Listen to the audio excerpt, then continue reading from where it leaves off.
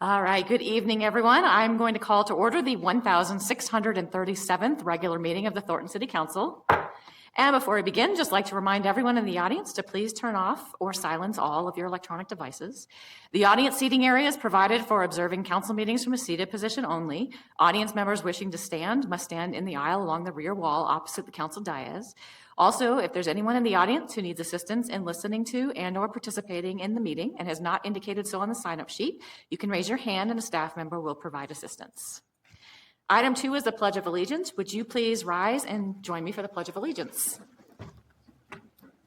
I pledge allegiance to the flag of the United States of America and to the republic for which it stands, one nation, under God, indivisible, with liberty and justice for all. Item 3 is a moment of silence. Please join me in a moment of silence.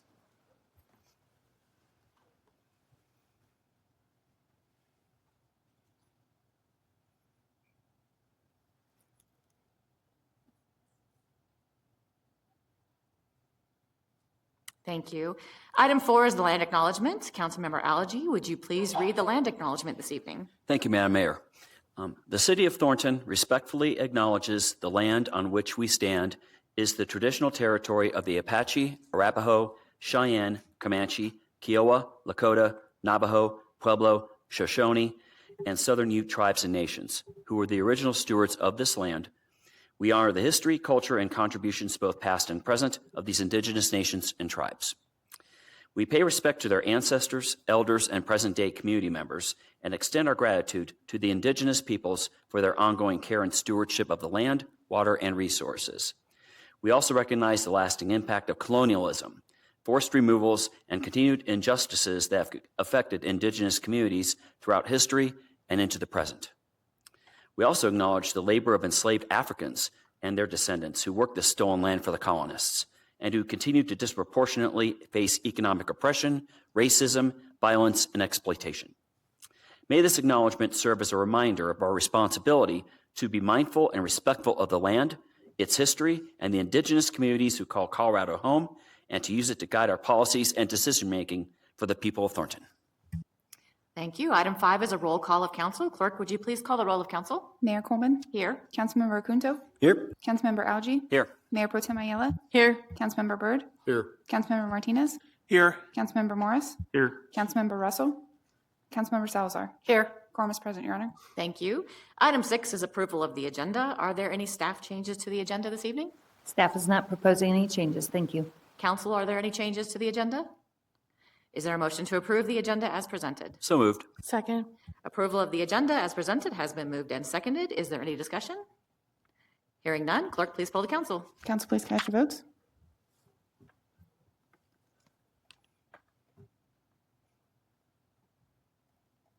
Motion passed unanimously, Your Honor. Thank you. Item 7 is presentations. Item 7A is a resolution declaring August 26, 2026 as Women's Equality Day in the city of Thornton, Colorado. Mayor Pro Tem Ayala, would you please introduce this item and read it in its entirety?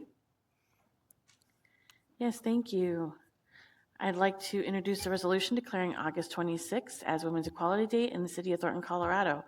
Whereas women in the United States have continuously worked to gain full rights and privileges, public or private, legal or institutional, as citizens of the United States. And whereas women in every state and every culture and religious group work to secure women's rights to vote, and whereas Congress has designated August 26 in the date the 19th Amendment was certified as Women's Equality Day, and whereas recognizing Women's Equality Day as a day of celebration throughout the country emphasizes the importance of women's work for democracy. Now, therefore, it be resolved by the City Council of the City of Thornton, Colorado, that August 26 is hereby declared Women's Equality Day, and I move for its approval. Second. Thank you. It's been moved and seconded to approve the resolution. I'll open it for discussion. Mayor Pro Tem, you have the option to go first as you made the motion. Yeah, thank you. This is always an important issue to me for a lot of different reasons, but, you know, being in public service over the last 3.5-ish years, I've just realized it even more that being an elected official as a woman is sometimes one of the most difficult things I've decided to do. a lot of times, your voice isn't heard as well as it could be in many circles. And so I just always like to make sure that we recognize this day, not only for the workplace of elected officials, but workplaces all over the country. And I guess I bring up work more than anything else, being a former labor organizer and somebody who thinks about injustices in the workplace overall in general. Often the gender wage gap is something that's overlooked and something that I feel strongly about. So just wanted to bring this up for today and make sure that we recognize it every year. Thank you. Any additional discussion? I just say well said. Mayor Pro Tem, would you please poll the council? Council, please cast your votes. Motion passed unanimously, Your Honor. Thank you. Item 7B is a resolution declaring the week of September 6th through 12th, 2026 as National Suicide Prevention Week, in the month of September as National Suicide Prevention Month in the city of Thornton, Colorado. Councilmember Martinez, would you please introduce this item and read it in its entirety? Yes, I'd like to introduce a resolution declaring the week of September 6th through 12th, 2026 as National Suicide Prevention Week and the month of September as National Suicide Prevention Month in the city of Thornton, Colorado. Whereas suicide prevention is a national event held in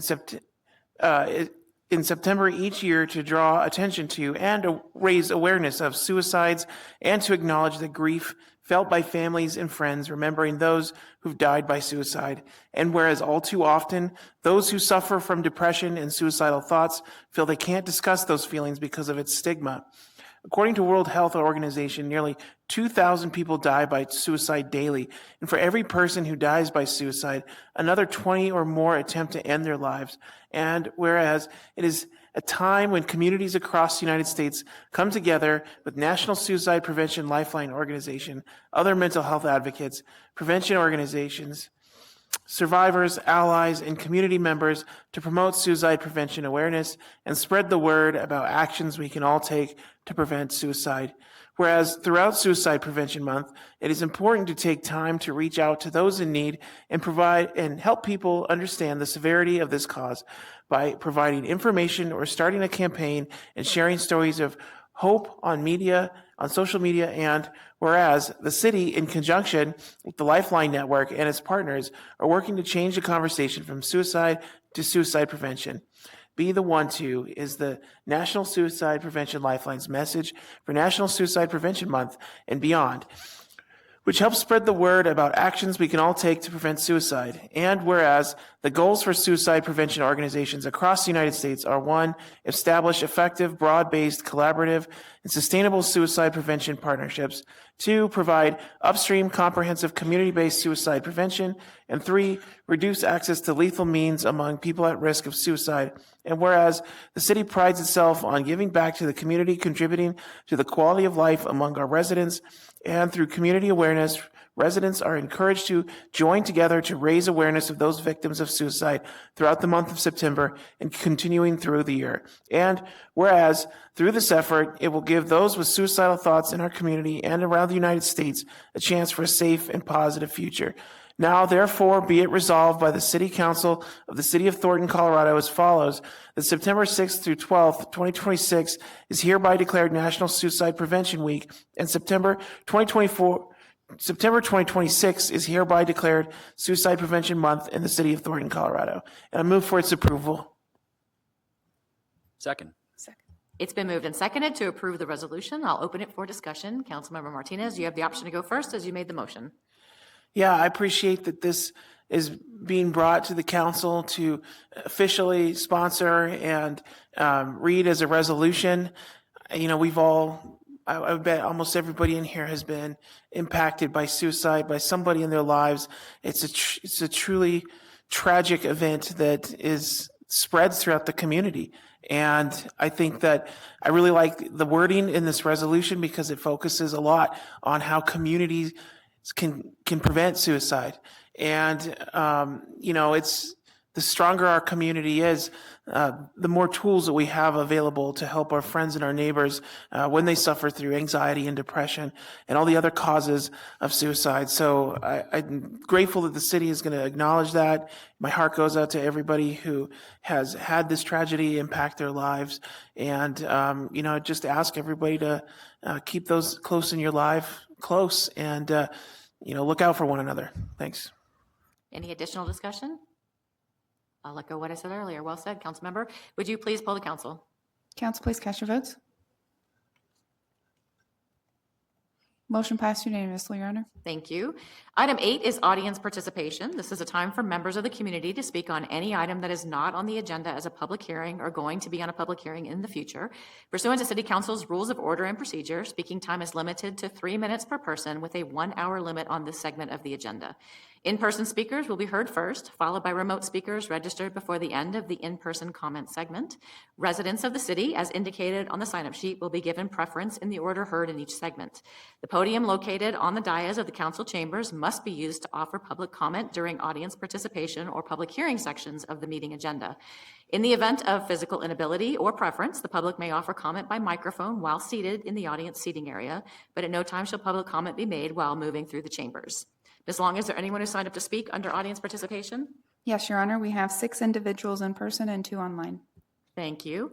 So again, in just a moment, each speaker will be given up to 3 minutes to speak, and this segment of the agenda is limited to 1 hour. Please make sure that you watch the light on the podium. When it turns yellow and you hear a single beep, you'll need to wrap up your comments. And when it turns red and you hear multiple beeps, your time is up, and I'll have to interrupt you as your 3 minutes are over.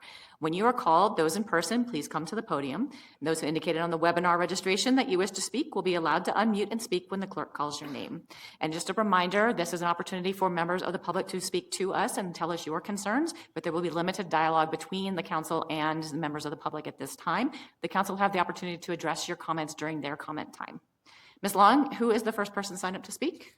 Luz Panado, 4210 East 100th Avenue, who will be assisted by a language interpreter. As they're coming down to the podium, I'll call out to our language interpreter provider.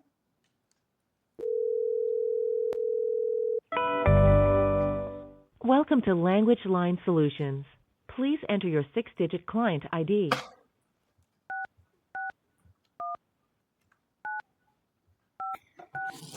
For Spanish, press 1. For other.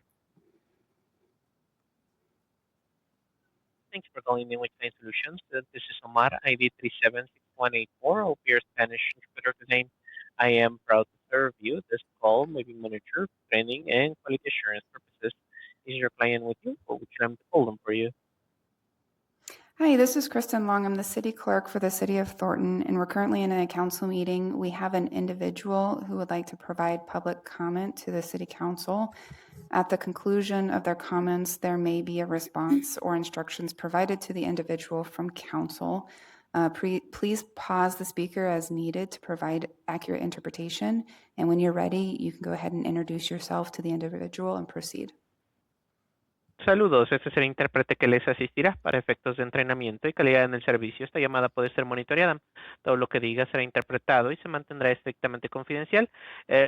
Lo voy a ir pausando. Recuerden que no puede dar segmentos muy largos para asegurar la precisión de la interpretación.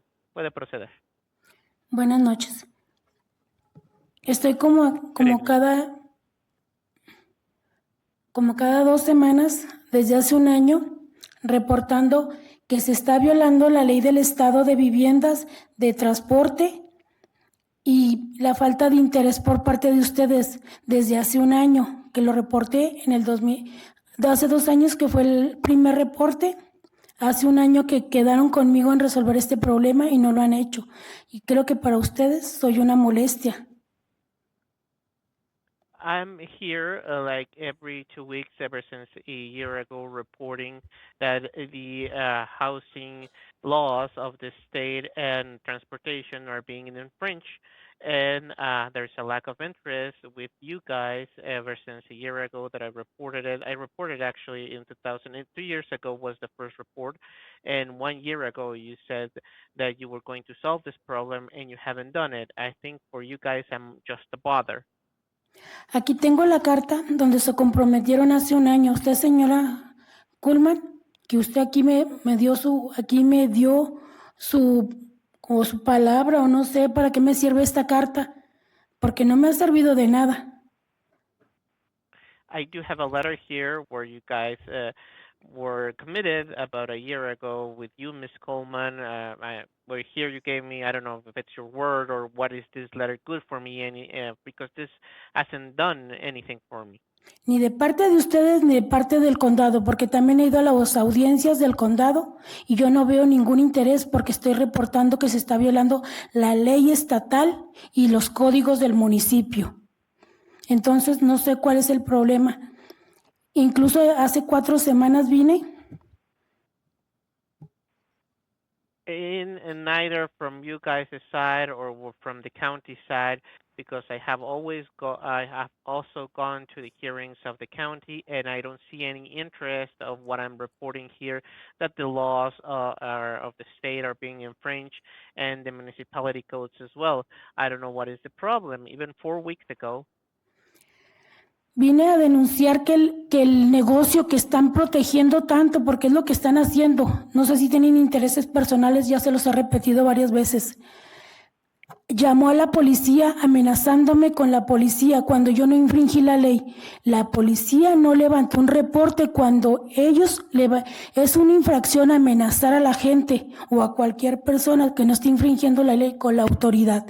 Quisieron intimidarme y todavía la policía dice que no hubo un delito. El delito lo cometió la compañía en el momento que me dijo que si no me iba a echar la policía. Yo le dije que le hablara. Yo no cometí ninguna infracción.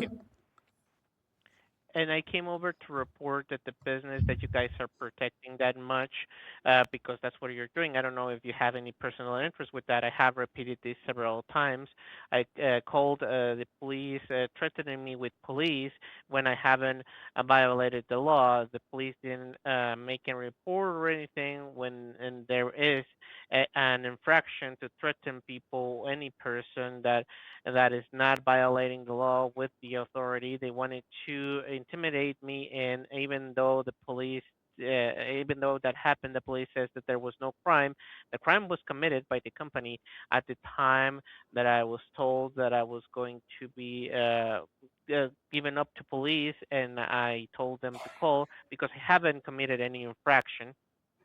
¿Cómo es posible que no vengo y pido el reporte? Me dicen que no se hizo un reporte porque no hubo una infracción. Ellos cometieron el delito de amenazarme con la autoridad sin ninguna justificación. How is it possible that I came over and asked for the report and they told me that no report was made because there was no infraction? They committed the crime of threatening me with authority without any justification. Esta es la mala administración que le van a heredar a la nueva que viene, porque ya vienen las elecciones. This is the bad administration that you guys are going to inherit to the new one that comes over because elections are coming. Entonces lamento por todos los contribuyentes, por el mal servicio que obtenemos, porque se nos cobra por el servicio que se nos está dando y que ustedes otorgan con una mala ética profesional. So I am sorry for the taxpayers and for the bad service that we are obtaining because we get charged for the service that we've been giving, that you guys give with such a bad professional ethic. Gracias. Thank you. Thank you. Would you please call the next person? Ian Wilson, 2529 Devonshire.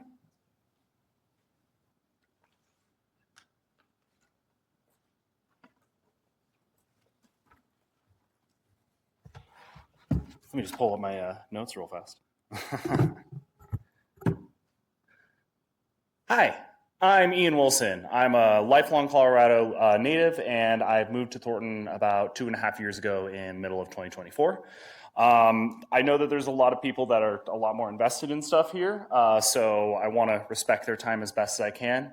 For right now, I do want to say just up front, I haven't had any personal issues with Thornton yet, and I kind of want to keep it that way. The fact that I haven't been to a council meeting is actually a good thing in my eyes because there's a lot better stuff that I could be doing. I'd much rather be at home reading my books and stuff like that. That being said, there's a couple of issues.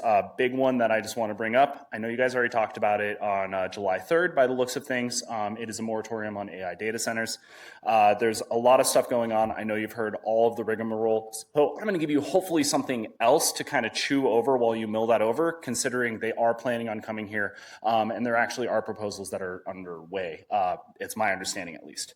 So let's just go ahead and get into it. Starting in 2025 and moving onwards, Grok, XAI's whole thing, has started to do some sort of like indecent exposure in regards to children. And that is an ongoing issue. 35 attorney generals of states have already said, hey, stop this. Grok has been like, nope, we're going to keep going anyways. So that's a huge issue. Maybe we shouldn't be bringing them. In fact, that kind of stuff used to end businesses, yet here they still are. Waymo ran over a child near an elementary school in LA during drop-off hours on July 23rd. Waymo being the AI car company that's driving around autonomously and stuff. You know, they're testing it out on our roads. They drive by my house all the freaking time, and I despise it. Yeah, they not killed, but they ran over a child during school hours. That seems like something that should completely end a business, but here they are still driving around, terrorizing our streets kind of a thing. On February 28th, 2026, the U.S. used an AI software to direct bombs at the start of the Iran war, killing 156 civilians, 120 which were school children. We've all heard about this incident. What happened was they plugged a bunch of stuff into AI. There was a compound that was associated with the military base that was then isolated off of the military base to be turned into a school, and they decided to bomb that. So that's fun. And then more presently, at 12121 Grant Street, Thornton, this is off of like I-25 and 120th, right where I work actually at La Belle French Bakery, there is a building that is currently being advertised to try to get filled in with an AI data center through Marcus and Millichamp. That's concerning to me. We don't have the water resources for it. We don't have the electricity resources for it. The town doesn't really want it. I'm surprised we don't have a moratorium yet. I know that this has been done to death. I know you guys have dealt with it before. Please consider it. Thank you. Would you please call the next person? Jacob Wilson, no address provided.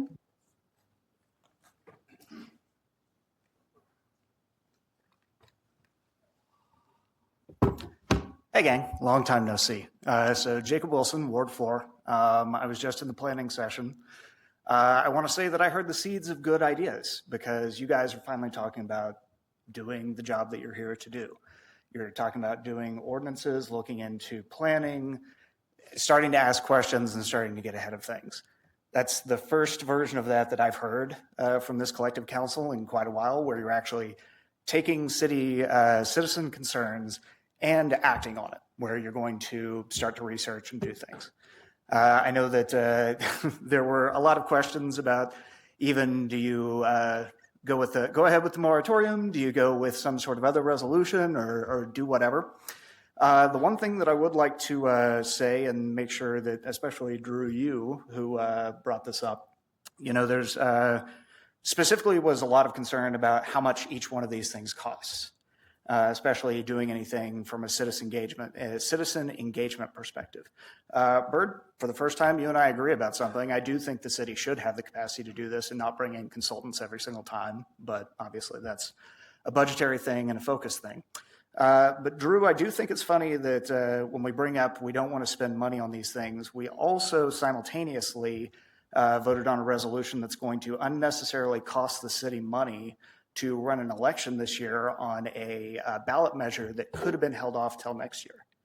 From my understanding, there's no reason at all that ballot measure needed to be put forward this year, and instead it's going to cost the citizens of this city tens of thousands of dollars. I'm trying to work on the exact number, and it's hard to get it from folks. So if we're really concerned about paying for citizen engagement, then I don't think it's fair for you to also vote on things that cost folks money when you could have just waited another 12 months. So using the money when it comes to citizen engagement seems like a good use of things, especially when we have big concerning issues like this where there is a lot of risk to the city, both financially, ecologically, and from a reputation standpoint. And I just encourage you guys to keep up the engagement work. Thank you.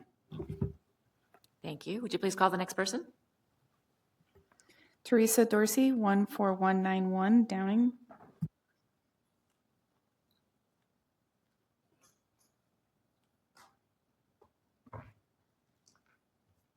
Hello, my name is, hold on, I'm turning off my microphone. My name is Teresa Dorsey. I do not live in Thornton, and I know that is, in the past, nobody cares to hear from us, but as citizens of Adams County in Colorado, I wanted to talk about the annexation that's going on the west side of Washington Street, because that affects our houses. So this is related to the public hearing that we have later Okay. tonight, so we'll have to hold your comments for the public hearing portion of Okay. it. Thank you. Would you please call the next person? Christy Douglas, 10970 Unity Parkway. And that's in Commerce City. So thank you so much for allowing people to attend your study session tonight so I could get a feel of where this council stands on things. It was very interesting to attend that. I really encourage you to put in place a moratorium as long as you possibly can for this onslaught of applications that we're seeing across the country in a frenzied movement to get in as many data centers as possible. This really needs to be looked at. Found out recently that the surveillance systems that they're putting in are directly tied to this AI. And there were other things that were mentioned by other people coming up to speak on this topic. We really have to be careful. And it's your jobs to protect the people.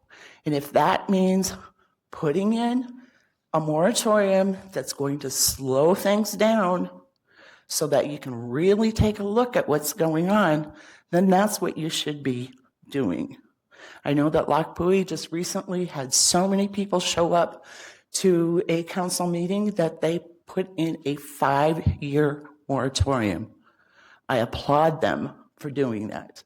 I think that's the smart thing to do, and I would encourage other municipalities around the region to do the same. I know Aurora just recently lost the ability to put a moratorium in place by one vote. So your vote can make a difference. And then hear from as many people who live in the community as possible. Don't just rely on information that's put in front of you by these companies who are only looking to profit. And there are lots of people who have high profiles who have already been found to have made investments in these companies. And I think that's why there's such a movement to get these things pushed through. So please listen to the people.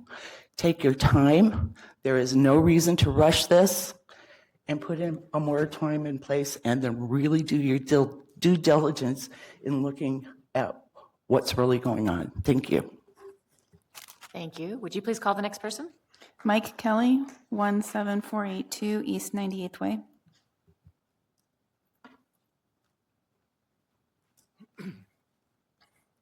Thank you for the opportunity to speak. I lived in Colorado for 9 years. I'm a member of an organization called Third Act. Third Act was created by Bill McKibben, who's a famous climate author, And basically, he was aware that a lot of volunteers across the country are retirees, such as myself. I've been spending the last 6 or so weeks studying data centers, including the legislation this past year. So I'm going to give you some information on that to give you some guidance.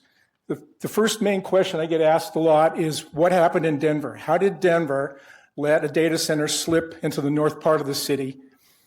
And the answer to that is there's 2 particular city regulations that were poor. One was that they did not have a specific land use category for data centers. I understand you have the same situation here. The other one was they had a commonly used use by right classification. That use by right classification is sort of like a grandfather clause, and so someone was able to slip in and use property that had not been regulated or classified. The other situation was there's not a lot of public hearings that have been going on in Denver prior to recently. And it's our recommendation that basically we should have public hearings for anything over 100,000 square feet, anything over 10 megawatts. The most recent bill in the legislature actually had a 20 megawatt minimum for a hyperscale data center. Well, as the categories that you guys discussed earlier today, hyperscale is a different category. And unfortunately, the rumors I'm hearing is that the state is considering bumping it up from 20 megabytes as a minimum to 40 megawatts.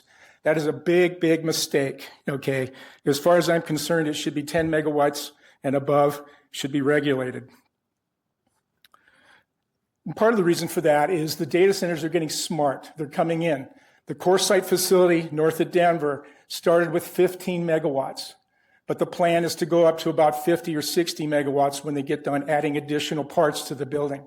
So don't be fooled. Don't let them come in with a small first piece and then modularize and add stuff to it, eventually getting to a hyperscale level. As many of you know, probably data centers use lots of water. One of the positions that we're taking at Third Act is we're recommending a closed loop system. Even though some people have concerns about a closed loop system, it's like antifreeze in your car. It lasts for a while, but you need to have some kind of maintenance plan for it. So there should be regulations in place to regulate that.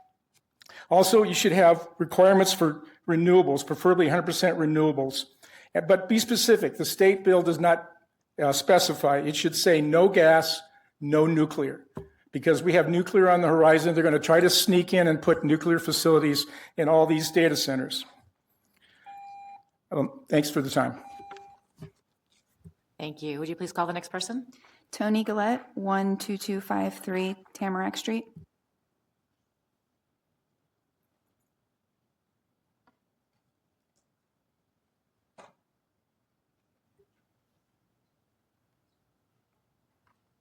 They're online and should be able to unmute now.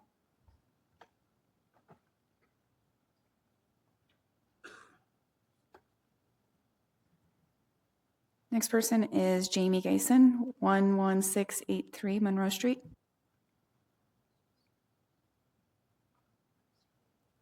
And I don't see them online. If they want to press their raise hand button or press *9, we can unmute them.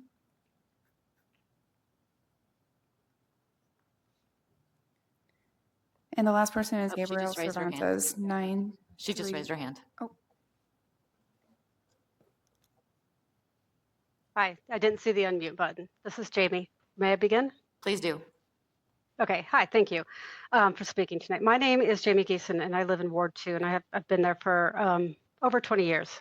I'm giving virtual testimony today because right before this meeting, the PUC held a public comment on large load tariffs to support data centers by Xcel Energy. That meeting was scheduled for 2 hours, and it ran way over because so many people wanted to talk. Over 90 people were there. The public has a lot to say about this topic because it is not a normal land use topic.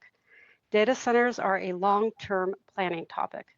And you're going to hear a lot of people throughout your time on council asking for a moratorium or, as we heard in the session earlier today, resolutions. My ask is personal because I had childhood asthma and wildfire smoke affects my breathing even as an adult. And there are plenty of studies showing how these are connected. That's not for tonight.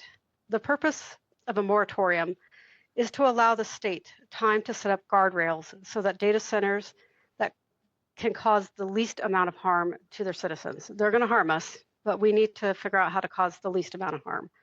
So I have 5 asks for City Council tonight. The first is to ban hyperscale data centers. And there's a lot of reasons for this. Long term, we don't think we need them. And this includes, as the previous speaker alluded to, cumulative campuses. That's where a company puts in several small applications to get around the rule. And we're seeing this right now in Swansea, Elyria. My second ask is to set your standards on your zoning, know where they can go. My third ask is to look at the water usage. Where's the water going to come from? Where is it going to go when they're done with it? What kind of chemicals are they going to use to cool it if it's a closed loop system? Where are they going to put those chemicals? Allow for heat thresholds and for independent monitoring that they pay for, not the citizens. My fourth ask is for independent reporting, again, that they pay for on the grid strain. Where is the power going to come from? And make that power come from renewable energies, not nuclear, because nuclear has been defined as a clean energy source under state law. And my fifth ask is to demand transparency on their publicity. The majority of jobs that data centers advertise are not long-term. Let me be clear, and I know I'm running out of time. Construction jobs are good, honest, and needed jobs, and data centers need construction workers, but construction workers only need a project, not necessarily a specific project, and not a project that demands them to harm their own neighborhood in the process. We hold the cards as the city and the citizens, and we need to maintain the upper hand. I know that the city can make hard decisions and long-term planning decisions, and I'm asking you to please be the leaders. Thank you. Thank you. Was that the last person that was signed up to speak? We have one more individual who signed up before the end of in-person testimony. Gabriel Cervantes, 9371 Ellen Court.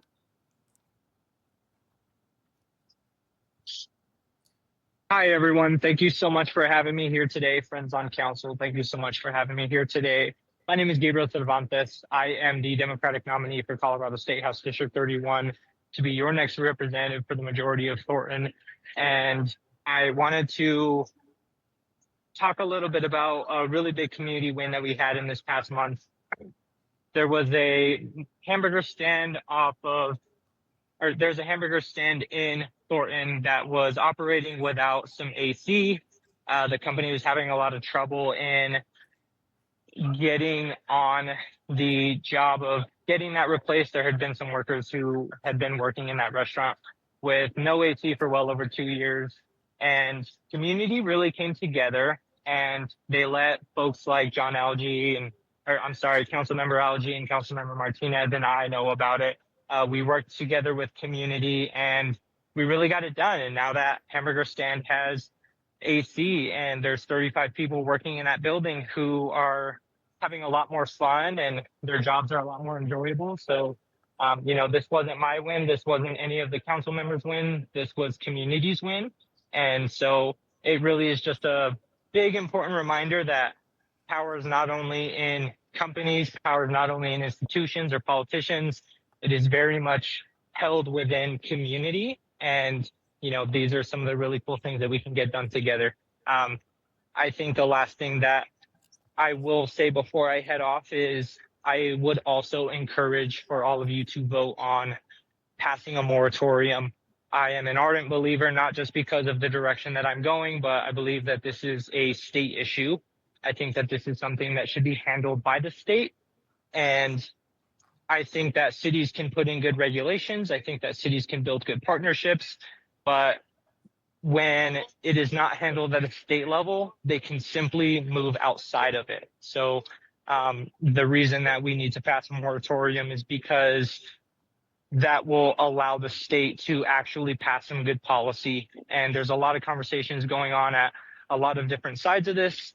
And there's a lot of advocacy that are going on a lot of different sides of this. And a moratorium is simply saying we're giving the state time to get this figured out because this, as I said before, what I truly believe that this is a state issue. And so we need to let the state handle this. So thank you so much for having me here today.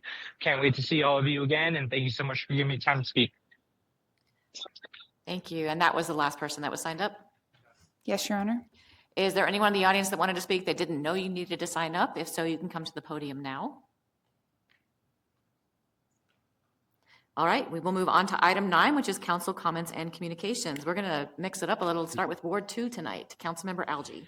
All right, thank you, Madam Mayor. So good evening. So normally I would speak about events in the community that I have attended. However, this evening and our next council meeting on September 8th, I will utilize my council comments specifically to the topic and concern that my fellow neighbors are voicing to us out of respect for them. That issue is data centers. I will start by thanking all of you for speaking to us this evening. I will always value and protect public comment. There is one event, though, that I did attend that I want to talk about. So this past Saturday, along with my colleagues, Ward 1 council members Martinez and Salazar, and my Ward 2 colleague, Mayor Pro Tem Ayala, we attended the No Data Centers community meeting that was held at Anything Right Farms. We heard from both leaders and neighbors about the deep concerns with the environmental and physical impacts that specifically hyperscale data centers bring with them. Over 130 neighbors attended. I thank all of you for attending that. That showed. I will admit that although I was not quite up to speed about another major neighbor concern, ALPRs and flock, I have been following and educating myself on data centers starting before I even considered running for council. Specifically, I've seen the explosive growth of data centers in my former home state of Ohio. There are over 200 data centers in Ohio, either operating, under construction, or planned, and Stark County in northeast Ohio, where Canton is at the epicenter of this growth, with the Canton City Council unanimously approving a hyperscale data center in neighboring Perry Township via a joint economic development district, which will be run by Amazon. And there is now a new recently proposed hyperscale data center that will be in Canton itself that are on the sites of the former Ford Motor Company plant and the Republic Steel plant. Despite fierce bipartisan opposition, Canton City Council will no doubt approve that like they did the other. And I feel with very inadequate guardrails. Canton owns the water rights and aquifer it sits above. However, even with the adequate water they have, which we do not, there are still lots of opposition, and rightfully so. So back to Adams County and Thornton. There are no plans or applications filed currently with the city of Thornton. There actually was a hyperscale data center planned by Microsoft. Luckily, they pulled the permit. Since I took office, I have had numerous conversations with my fellow Thornton neighbors about both data centers and flock. There is always room for improvement and more dialogue. My efforts will be continuous and ongoing with community. This was actually not an easy decision for me, though, as I am a lifelong union member, and I am fully aware that my fellow union brothers and sisters in the trade unions, and I have had discussions with a couple of them already, and they want the data centers for the job opportunities that they provide, like one of our neighbors spoke during public comment. I am also a strong advocate for the environment, and I have experienced firsthand and by choice with my return home to the Western United States 8 years ago with our ongoing drought situation. So in 2 weeks' time, when we vote on the one-year moratorium, I have made the decision to vote in support of it. The cons of data centers far outweigh the pros. The long-term consequences could be potentially catastrophic, both with AI eliminating jobs and our water situation. I want to inform community that this moratorium, however, is not necessarily locked in for 1 year. We as a council can review and lift or extend this moratorium depending on progress on both our ordinances here in the municipal level and legislation at the Golden Dome. This moratorium will create a twofold process. First, the moratorium will allow city staff to review and update ordinances to ensure that proper safeguards and guardrails are implemented. Second, this moratorium will allow for us to get through the next 70 days leading up to our midterm elections, where we will be electing a new governor and attorney general, along with new state legislators and their swearing in. I plan on testifying at the Golden Dome next session to help pass legislation to fully regulate data centers and how and where they can operate. Of course, sitting here on the dais, there is a good possibility that it will be a foregone conclusion on whom will win in 70 days. With that being said, I as a council member must look at all possibilities, as I will be working with whomever wins on November 4th, and I have to respect the will of the electorate regardless of the outcome. I look forward to working with whomever wins on November 4th to ensure that all of you are properly heard. I believe everyone attending will perform their civic duty, but I will still remind y'all to vote. Going back to data centers, I will not vote or support any language that requires us as a city to enter a non-disclosure agreement, NDA, with any developer that wants to build a data center. We need to ensure that any future data center, regardless of size, will be self-sufficient and will bear the full cost of utility usage. We also need to ensure that there is no water pollution or noise pollution. I also have huge concerns about the utilization of diesel generators. I will work with staff and neighbors to ensure that our updated ordinances and state legislation reflect the will of the community.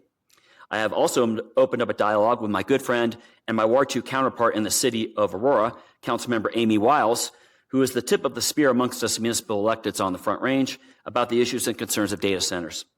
I will be working with Councilmember Wiles and will be assisting her in any way possible. So I want to mention what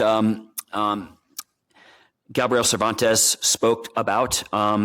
As he mentioned, there was a situation at Hamburg Stand that was ongoing for a couple of years concerning their air conditioning and their HVAC. And I know, and once again, Councilmember Martinez, thank you for your work on this as well. When Gabriel brought it to my attention along with Justin's, we got to work very quickly on it.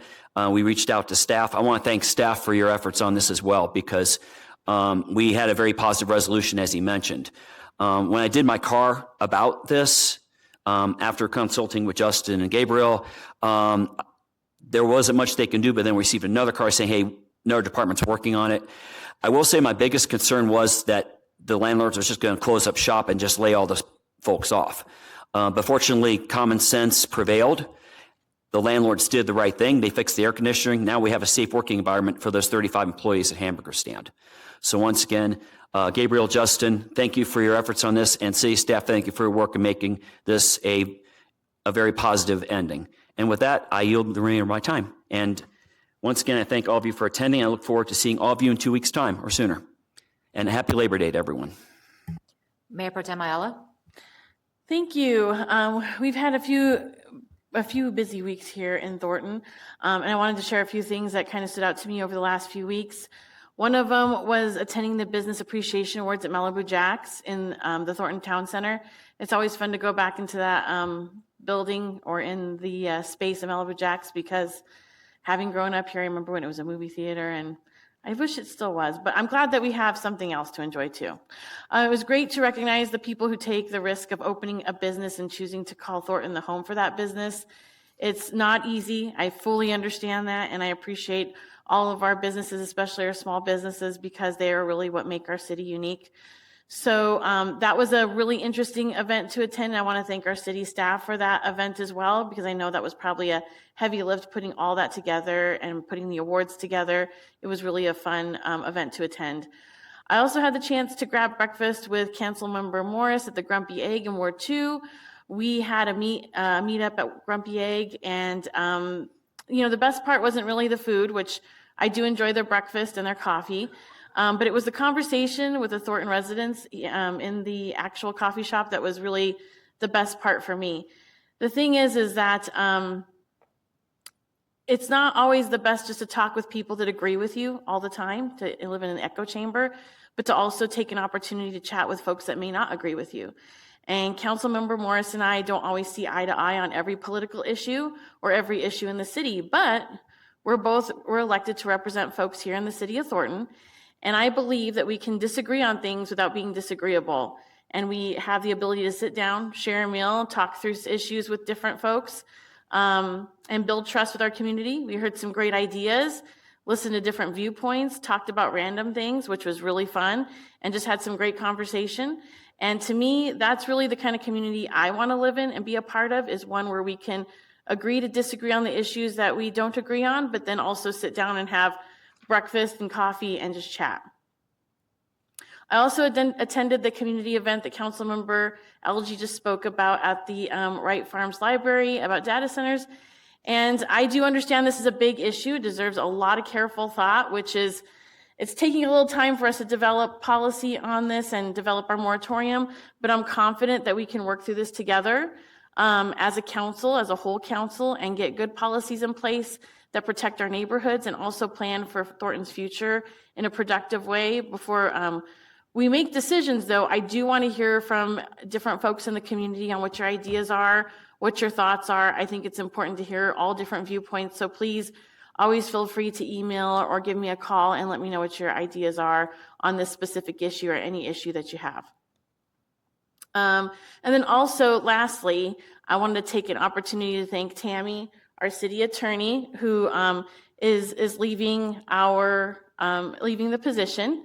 And it's been a real pleasure working with you, Tammy, as our city attorney. Your knowledge and your guidance have helped our council through some complicated issues, and I really appreciate you.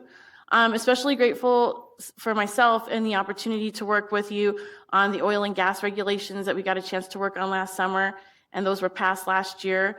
As we continue to work through new issues like data centers, you will be missed because you are a huge treasure trove of knowledge in those areas. And so I really do hope that if we ever need anything, we can count on you in that area. But your guidance in that area has also been greatly appreciated.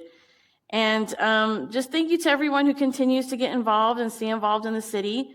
I appreciate hearing your viewpoints. I think it's great when folks attend meetings and ask questions and share your ideas.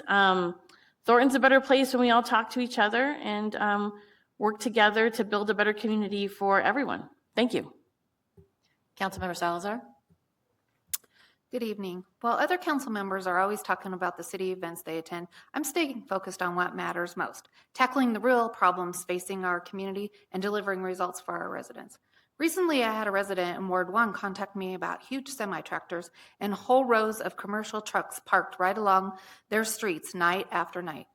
We all know we need trucks to deliver goods and keep our economy moving, but using quiet neighborhood streets as free overnight parking lots is against Thornton city law and for a good reason. Our city code strictly bans commercial trucks over 8,000 pounds from parking on neighborhood streets. That includes big semi-trucks and large box trucks. Here's why those laws matter to every single one of us. It's dangerous. Big box trucks and semi-tractors block the view of crosswalks and driveways. Drivers can't see kids playing or people walking pets. Worse, when these huge trucks park on both sides of narrow streets, fire trucks and ambulances can't get through quickly during an emergency. It ruins our roads. Neighborhood streets are built for everyday cars, not heavy multi-ton truck fleets. Parking them here day after day cracks the asphalt, breaks curbs, and damages underground pipes. That leaves local taxpayers stuck paying the repair bill. It ruins neighborhood peace. These giant trucks steal all the street parking meant for residents and guests. Plus, when drivers warm up their engines early in the morning, the noise and diesel fumes go straight into your bedroom windows. Truck drivers need places to park, but our neighborhood streets are not the place for it. As your council member, my number one job is to stand up for you and to protect our residents. You shouldn't have to deal with illegal commercial parking on your block. I am pushing for code enforcement to get these trucks off our residential streets and keep Thornton neighborhoods safe, quiet, and livable for your families. Thank you. Councilmember Martinez. Yeah, I want to thank Councilmember Salazar for bringing up some of the issues. I've come across them as well in Ward 1. Especially with the commercial vehicles. So, I encourage our staff to continue to enforce these code provisions because I can tell you firsthand it's causing a lot of distress for many of our residents. So, thank you, Councilmember Salazar, for always having a community first mindset. I want to talk about a couple of things. First, as many of you know, I serve on the Denver Regional Council of Governments Board, which is a board of representatives from municipalities, counties across the region. It really handles a lot of region-wide transportation issues. And Denver Regional Council of Governments, also known as DRCOG, has a fundamental document called the Transportation Improvement Program, and it really dictates how we spend federal money in the Denver regional area. And this Transportation Improvement Program includes an innovative mobility set-aside, which is a pot of money that they set aside for individual grants that members like Thornton can apply for. And this pot of money is funding technical assistance projects that advance emerging mobility. So this would be an opportunity for Thornton to get some grant money that comes from the federal government through DRCOG to help us find projects that further a broad range of mobility on demand issues. I think there's a lot of opportunities for Thornton to lead the way on that when it comes to innovative mobility projects. So I encourage our staff to apply for these grants that are coming up, opening up at October 1st. And I also want to show my appreciation to staff for going out and grabbing some of those previous DRCOG grants. I know he recently received a $1.2 million grant from their Power Ahead Colorado initiative that is going to help us reach our sustainability goals. So really excited about that. And I know that there's more opportunities with DRCOG and our great staff to partner with them. So keep it up. Thank you. Looking forward to what comes out of that next. I was also able to attend the National League of Cities Hispanic Elected Officials board meeting. I serve on that board, and it's a great opportunity for us to learn from council members and mayors from around the country on issues that are pertinent to, typically this year, our group has been focused on immigration. Once again, we talked about immigration policy and how we are going to navigate the federal landscape when it comes to, federal immigration policy. Something that we should always be keeping an eye on as well and following some of the best practices is we want to be prepared for anything that might come up. I do want to also give special thanks to or recognition to the businesses who are winners for the Business Awards and Appreciation Party. Thank you to our staff for putting together such a great event that honors our successful businesses and chooses some of the best nominees to recognize for all their great work that they've done over the years. The year in Thornton, the People's Choice winner, Adventure Fitness Athletic Club. Congratulations to them. Congratulations to Churreria Dulce Luna, which won the Community Spirit Award. And also congratulations to Dar Chocolate for winning Small Business of the Year. Congratulations to Chicken and Pickle, who won Retailer of the Year. And congratulations to Brown Note Productions, winning winner of Employer of the Year. And also, once again, thank you to our staff for organizing this event that we do every year and recognize some of the great contributions that our businesses, small and large, have made to our great city. And also a special congratulations to Dick's House of Sport for a successful grand opening. If you haven't been out and you're looking for some sporting goods, definitely check it out. There's a lot to see there.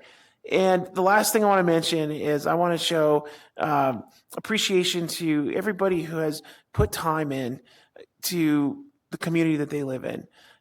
There's so much out there competing for our time, our money, our efforts, and a lot of you who are listening, a lot of you who follow what's going on in Thornton, put your precious time into making your community better. And that is much appreciated by everybody sitting up here. It's much appreciated by your neighbors and your family who live nearby, because what you're doing is you're putting in the work that it takes to build a strong community, to look after each other, and to make sure that the government is working for you. And I know over the years and across all levels, there's been many reasons to lose trust in your government at the federal, local, state level.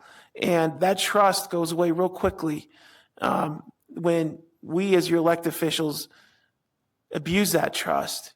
But my goal on this council and everything that I do is to work towards rebuilding that trust. And I think a big part of that is participating in these community discussions, encouraging these conversations, and introducing people who are passionate about their community to each other. Those are things that I love doing and that I'm going to continue to do as your representative. And I hope that it does move us forward to a point where we can rebuild that trust between our community and the local government, because it's something that's needed. It's going to strengthen the community that we live in, and it's going to make everybody safer. It's going to make everybody's lives much more filled with trust. And ultimately, I think we'll be better off that way. So thanks for all who are working towards that effort as well. We can't do it alone. We need your encouragement. We need you to tell us when we're going in the wrong direction. So thank you for holding us accountable. And I look forward to working with everybody in the future, not just on data centers. Any issue that comes up, we're out there working hard to make sure that the government works for you. Councilmember Morris. Good evening, everyone. Thank you, everyone who showed up to share info about data center moratoriums. Appreciate the engagement in the study or the update session, and then here tonight. I think, to be clear, everyone on this council is for regulating data centers and protecting our communities. The legal method by which we do that is the question. So I do appreciate the input and the ideas, and I will consider all voices in really all decisions. And to Jacob's point, I'll continue to have an opinion on every dollar spent in our city. I'm sure there'll be times where we'll disagree, but I do welcome the engagement, so I appreciate you bringing that up. As far as upcoming events, I do want to continue to have our residents engaged in multiple events that are happening across the city. So tomorrow night we actually have Walk in the Wards. That's at Cherrywood Park from 6 to 8 p.m. There will actually be a food truck on site, last I heard, but maybe don't. I've also heard there might be an issue with food trucks at our sites too. So maybe don't come hungry. All right, next event on Saturday is Bites on the Block. That's actually hosted by Thornton Chamber. That's this Saturday, 29 August, from 3 to 8 p.m. Feature live music, a dragon and drum performance, 75 vendors, free food samples, an overall good time. Then next week, we actually have the Ward 4 meeting. That'll be at Thorn Creek Golf Course next Thursday, 3 September from 6 to 7:30 p.m. Staff will have a few presentations on the following topics. Police updates, including information on traffic, patrol, and crime data, and ALPRs, I know everyone's favorite. Capital projects, including Big Dry Creek Trail, widening Washington Street Bridge over E470. Water tank construction, which is actually adjacent to Ward 4. We'll get more details on that. A very important topic around water supply and the drought update. And of course, stamps updates, as well as stationary master plans. So I look forward to seeing you there. I look forward to continuing engagement. Thank you for everyone who has reached out. And thank you for the events that you're showing up to, like the coffee meetup last weekend. And otherwise, have a great rest of your night. Thank you. Councilmember Acunto. Thank you, Mayor. I believe I have submitted a photo just for my comments. Thank you. Just want to point out there is something very beautifully ironic and hard to miss about this flyer. Generic slogans, repeated wording, and awkward phrasing. It's an AI-generated flyer distributed through social media protesting the data centers that make it both of these issues possible. Which kind of brings me to, there's a lot of scary news about data centers, but the reality is a data center is a physical representation of computer infrastructure, or otherwise known as the cloud, that everybody uses on a daily basis.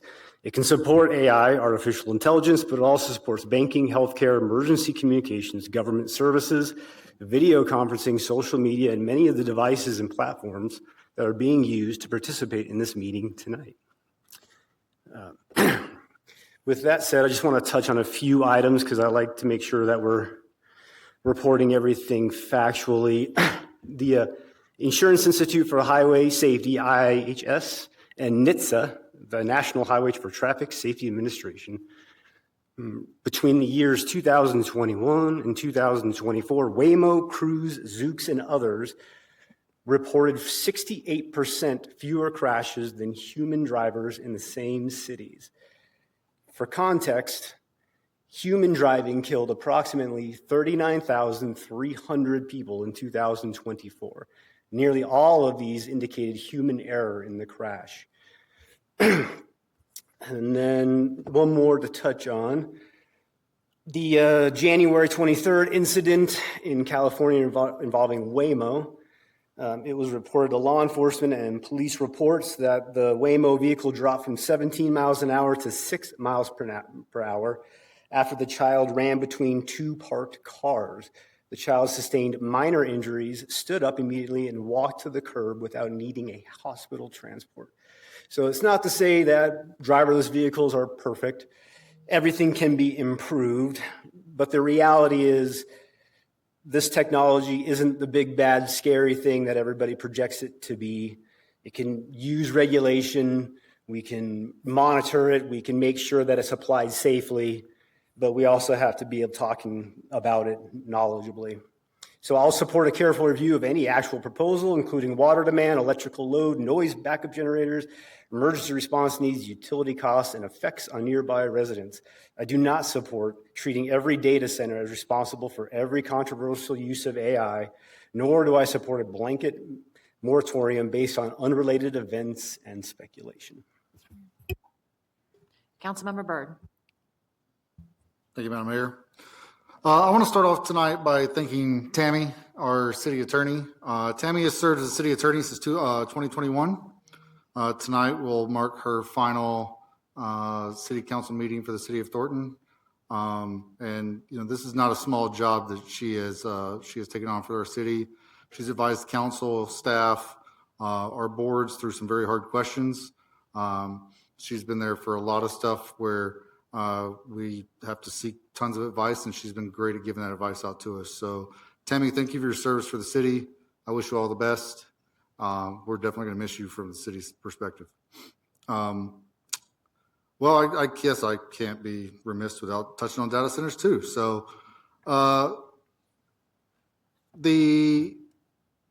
the moratorium around hyper data centers, I totally understand. I totally understand that from community perspective, my own side too. I don't want that around our city as well. I think that there needs to be a more precise plan put in place for us to go through with things. I don't think that blanket banning is the key to anything going forward with that. And I would actually encourage all of you to look around the room right now how many people are playing with electronic devices as they're telling us not to have electronic devices like being simultaneously used at the same time. There's an argument that goes through that states that data centers don't bring jobs. In the current building, when they're open, you're correct. They don't bring a whole lot of jobs when they're done. What they do bring is construction jobs from our unions, from our local neighbors who do piping, who do electrical work, who do the actual construction work that's there. What they also bring is downstream jobs, like my job. I work in software. Some of our other members that got up and spoke today during public comment work in software. Some of our other council members work in software. All of these things are happening because of data centers. So yes, I do think that there should be some limitations that are put in place. I don't think a blanket ban is the correct answer for us to do that. But for everyone's acknowledgement and process of knowing, because we're in the process of looking at all of those options, if a data center wanted to come in right now, we're not going to be accepting the applications regardless, because we are looking at all the actual throughput of how we can actually do this effectively and make sure that everything is going to be contained the right way. One of the biggest arguments that we keep coming up to and keep hearing from most people is, the energy consumption, the noise, the water consumption.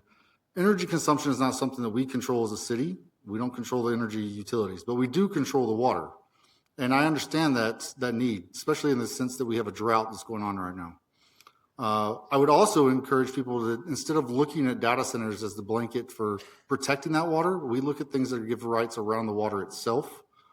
We had companies like Meady that came to Thornton. Meady used so much water, we had to create our water use policy just for them.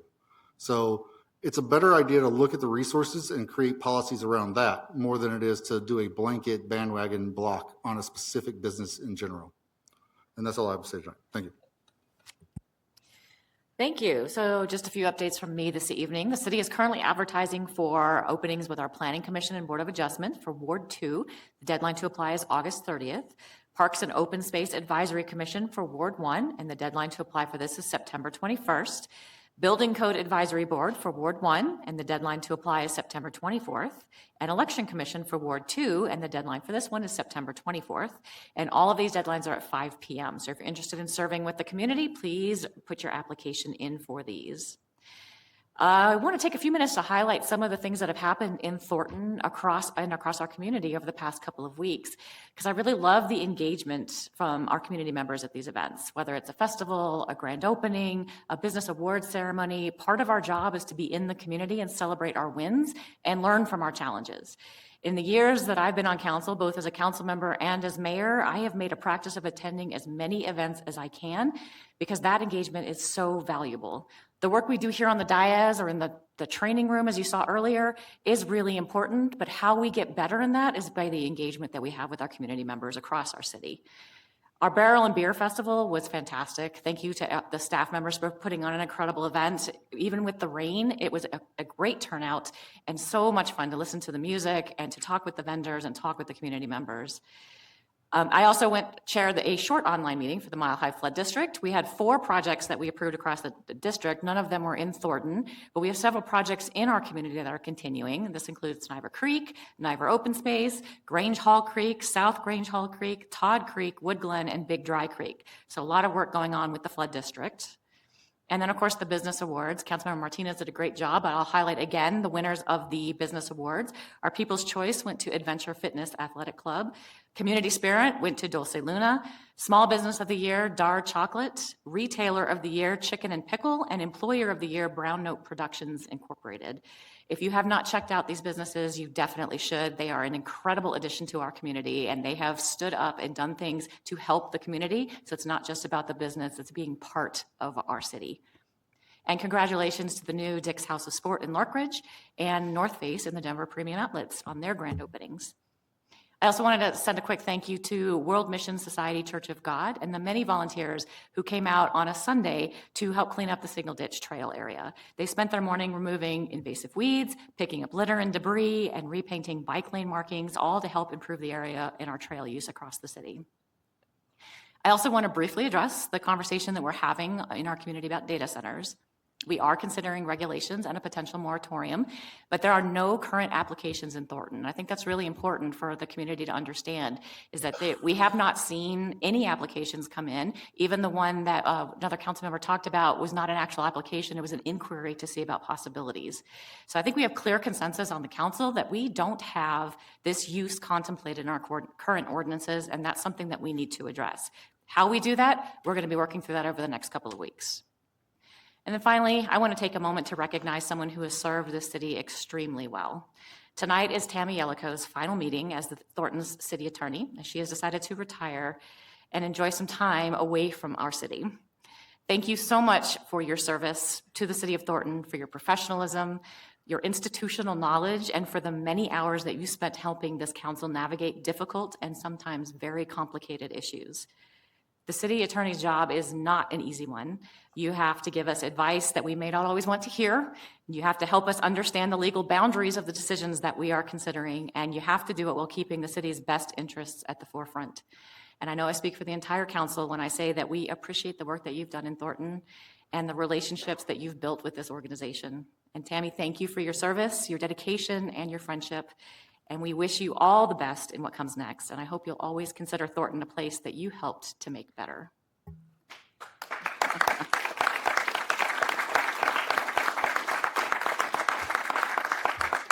Would you like to say a few words? Yes, I would like to say a few words. I want to say thank you to the mayor and the mayor pro tem, this city council, and all the city councils I've worked with over the last 5 years.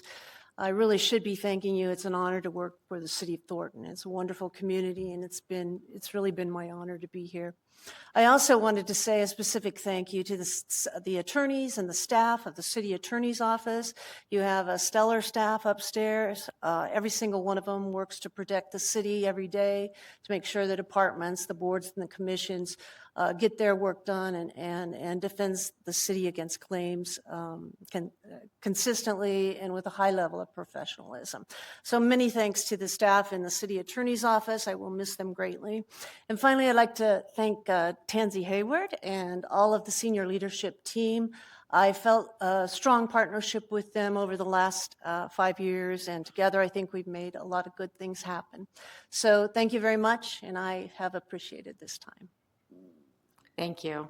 Let's give her another round of applause. She wouldn't let me do a resolution.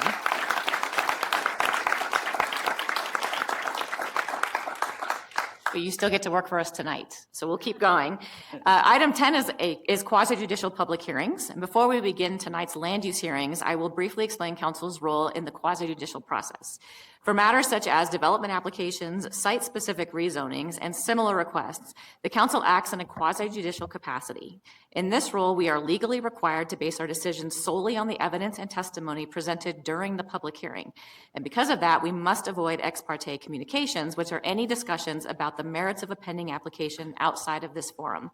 This means that council members cannot discuss these cases with the public beforehand, cannot take positions in advance, and must keep an open mind until the close of the hearing. These requirements are not meant to distance us from the community. They are designed to protect the fairness and integrity of the process and to ensure that any decision we make is legally defensible. Tonight's record, which includes the staff analysis, the applicant's presentation, and the public testimony, will form the basis of our decision. We appreciate your participation and your understanding of these procedural obligations. And with that, at this time, I would ask anyone in the audience intending to give testimony, including citizens who have signed up to speak, to please stand so you can be sworn in. And please raise your right hand. Do you hereby swear or affirm that your testimony before this council will be true and correct to the best of your knowledge and belief? Thank you. Item 10A is a public hearing concerning findings of fact, annexation, zoning amendment, and conceptual site plan of land generally located on the southwest corner of East 140th Avenue and Washington Street, Creekside Gardens annexation. Public hearing is now open at 8:18 p.m. Kara Stoller, Principal Planner, will present this item. Please make sure you state your name and address and whether or not you were sworn. And if you have not, please respond to the clerk after she gives the oath. Good evening, Mayor, Mayor Pro Tem, and members of council. Kara Stoller, Principal Planner for the city at 9500 Civic Center Drive, and I have been sworn. Items 10A 1 through 4 pertain to requests for the approval of an annexation, zoning amendment, and conceptual site plan for a proposed mixed-use development. The applicant has satisfied the sign posting notice requirements, and the corresponding affidavit has been delivered electronically to be entered into the official public record for this hearing. This presentation will include an overview of the project from staff and the applicant, a summary of the public input received, an evaluation of the applicable code criteria, and corresponding recommendations. These applications were reviewed under the 1992 Development Code, which required the submittal of a conceptual site plan, or CSP, in conjunction with the zoning amendment, and also requires approval by City Council. The subject site is highlighted in yellow on this slide and is composed of unincorporated land located at the southwest corner of East 140th Avenue and Washington Street.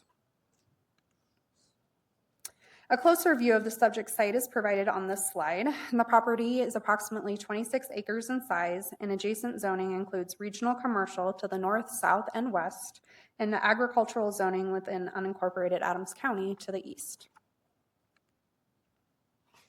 The next few slides provide photos of the subject site and surrounding area. The vantage point approximately of where the photos were taken is designated by the red dot on the key map at the bottom right of each slide. Here, the top left photo is looking east from Grant Street across the subject site.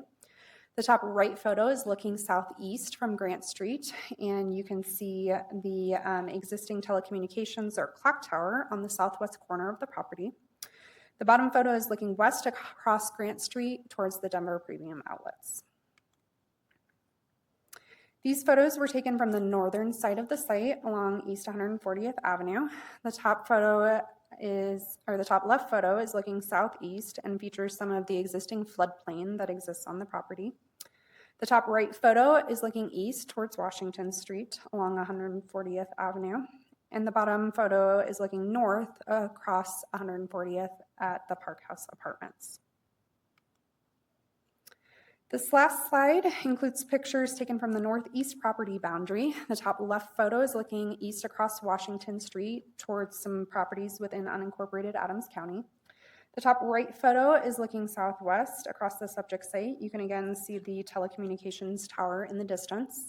The bottom left photo is looking south along Washington Street, and the bottom right is looking north across East 140th Avenue. I will now pass the presentation over to the applicant team to provide some additional information regarding the proposal before I wrap things up with an evaluation of the code criteria and recommendation before we take questions.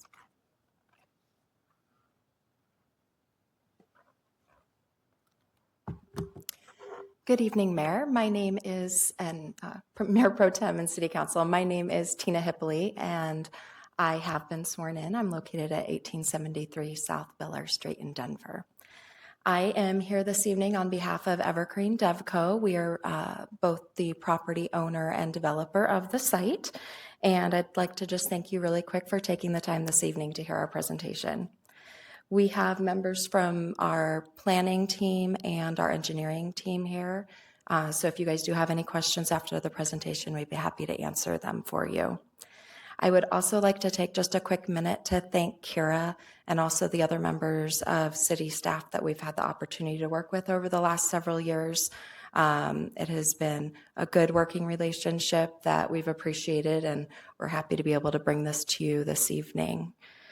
I'd also want to say that we're excited to hopefully move this project forward because we do believe that it'll be a really good benefit both to the residents and the businesses here in town. As Kira mentioned,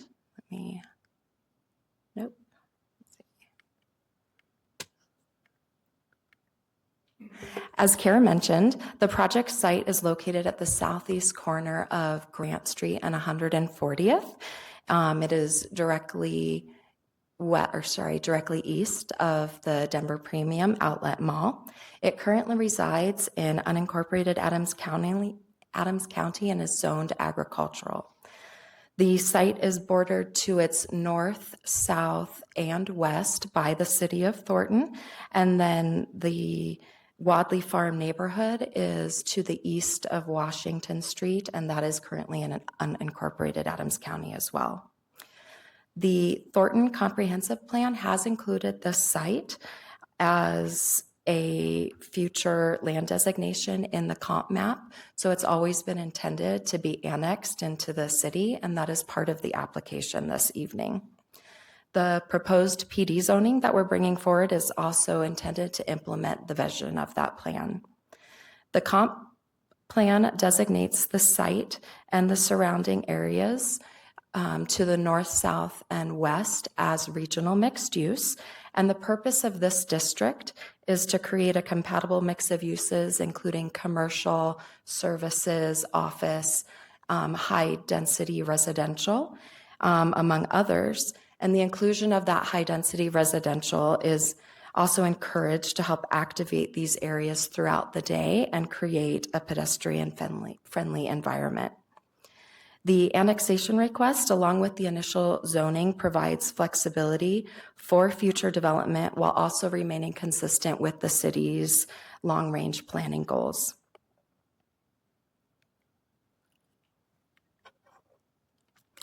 The total site is comprised of approximately 26 acres. It's been broken out into 3 different planning areas.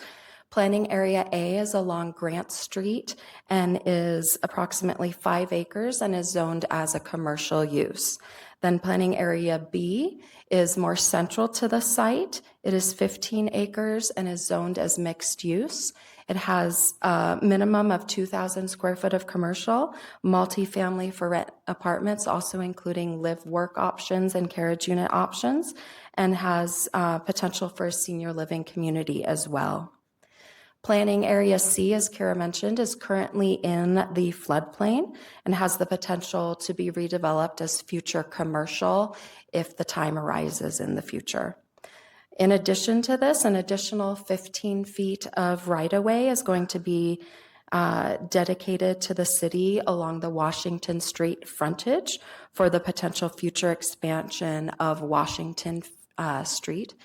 And the developer has also included a fee in lieu to the city for our share of the public improvements. We have worked closely with our engineering team and city staff to draft the development standards for this site. They include aspects both from the previous city code along with the code that was introduced last year, and touch on specific standards such as allowed densities, setbacks, and architectural standards. These have been designed to allow for flexibility across the site while also ensuring future development remains consistent with Thornton's expectations and also the developer's vision. The conceptual site plan has been designed in a way to transition from higher intensity commercial uses along the Grant Street frontage, as we mentioned, to then live-work uses, and then mixed use and multifamily residential uses more internal to the site. Special attention has also been given to multimodal access, including pedestrian circulation both within the site and connecting the site to the adjacent surrounding community and services. The CSP has set the stage for future lot-specific development plan applications, and when those come through, they will go into more detail on building layouts and locations. A traffic study was also provided in review with this CSP. The study demonstrated that both existing and proposed intersections adjacent to the site are projected to operate at a level A, which is the highest operating level, and shows free-flowing operating conditions once the development is complete. The study analyzed 10 nearby intersections in addition to the proposed site driveways, and it analyzed both in the existing condition, the conditions at full build-out, and then the long-term analysis in 2044. The study determined that the traffic from the full build-out of this development will warrant a new traffic signal at 140th and Washington, which will be constructed with this development. The study also found in the long-term horizon that there were a few intersections further out from the development that are projected to experience increased service issues due to existing regional background traffic, not the traffic from the development, but the existing traffic in that future condition. These intersections were 144th and Washington, 135th and Washington, and then 136th and Grant. All three of these intersections are currently signalized, and these impacts could potentially be mitigated with signal timing optimization. And all of these are discussed in more detail in the report. But again, we just wanted to reiterate that these future conditions were caused by existing regional traffic and not from the traffic through this development. And sorry, I think I missed skipping to the slide for you. On vehicular access, the site has three different entrances. It has a full movement access mid-block on Grant Street, a full movement access mid-block on 140th, and then also a right-in, right-out access point just east of that on 140th to service the eastern portion of the site. Care has been taken in designing the three site access points so that they enhance connectivity and also circulation, both within the site and to the surrounding community. To enhance pedestrian and bicycle circulation, a new flashing pedestrian crossing will be installed across Grant Street to connect this development to the adjacent developments to the west, including the outlet mall. Additional pedestrian circulation has been planned within the development that connects various uses on site to each other and also the adjacent infrastructure. And this has been done to encourage and promote a walkable community. And then I think I just wanted to thank you again for your time this evening, and please let us know if you have any questions once the presentations are complete.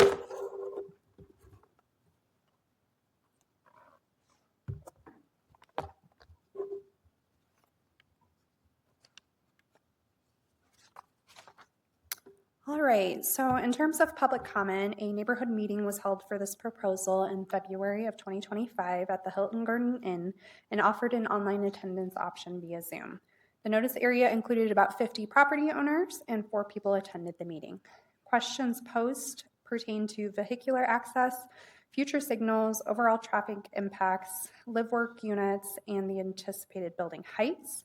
Some people also voiced concerns about flooding that currently occurs along Washington Street and East 144th Avenue, and therefore wanted to ensure that stormwater would be addressed with the development.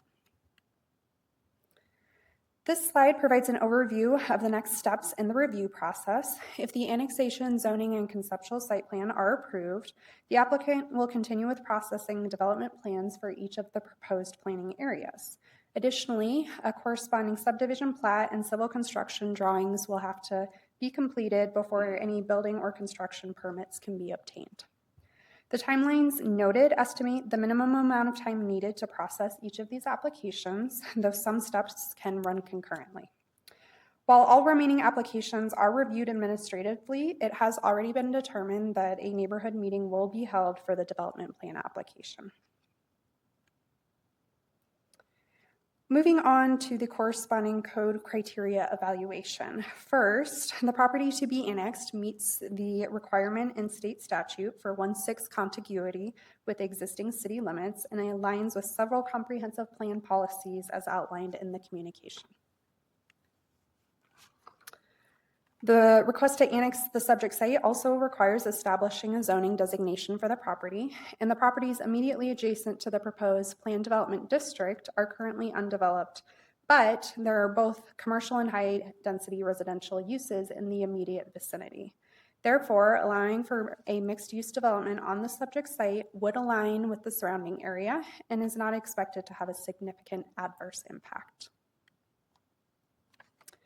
The proposed PD zoning is also consistent with the existing future land use designation of regional mixed use, as this categorization is meant to include office, retail, services, and recreational attractions with high-density residential of greater than 15 dwelling units per acre serving as a supporting use. Each RMU area can have up to 25% of land designated for residential use, and this proposal falls below that allowed maximum. As noted in the impact analyses, which are attached to the zoning communication, adequate facilities and services exist or will be provided by the developer.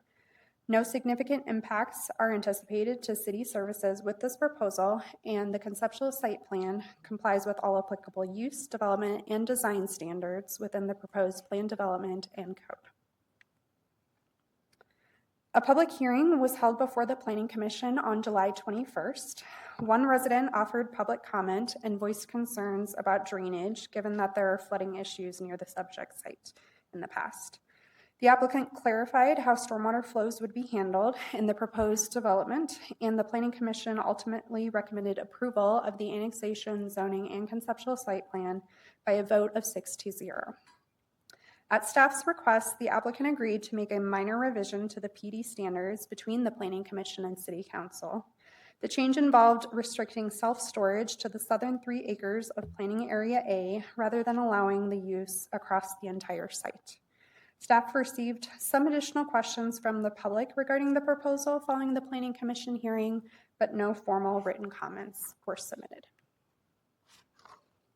In summary, the proposal conforms with the criteria in sections 1840, 1841, 1842, and 1843 of the 1992 City Code pertaining to annexation, zoning amendments, plan developments, and conceptual site plans.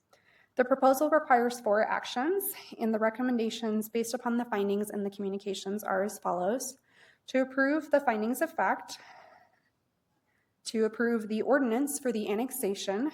Please note the developer has requested that the effective date of the ordinance be deferred to 60 days following the second reading to provide time to wrap up their floodplain permit review with Adams County before the annexation takes effect.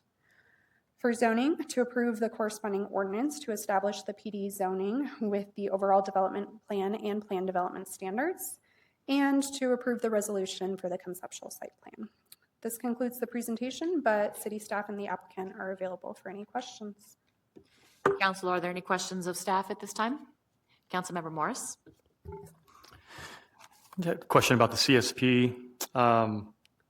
Maybe this is, well, first, how much green space is allocated on site? How much green space? Like parks, and I know on that the CSP itself, it seemed like there was a green, kind of quite a bit of park area. Do we know that amount? I don't know a specific percentage or square footage off the top of my head. I could look that up. We do have requirements for how much needs to be provided, and that can be spread out as buffers, screening, or open space areas across the entire property. Got it. That was going to be my other question. Is there a minimum, in that you answered that, there is a minimum requirement on site for the green space? Yes, we do. And that can't be amended through cash in lieu? So cash in lieu is separate from landscaping that needs to be provided on site. So there are requirements for public land dedication that come into play during the subdivision process, and that can be offset with cash in lieu if needed, but there is still a requirement for landscaping to be provided across the site that is separate from kind of park dedication. Sure. So where my question comes from, or the concern it stems from, is it looks like on the CSP it would be very easy to get rid of a lot of green space to make it a continuous parking lot throughout that entire development. And I think that would be stepping backwards in terms of what we're trying to see in our city. So is there a way to guarantee that that doesn't happen at this site?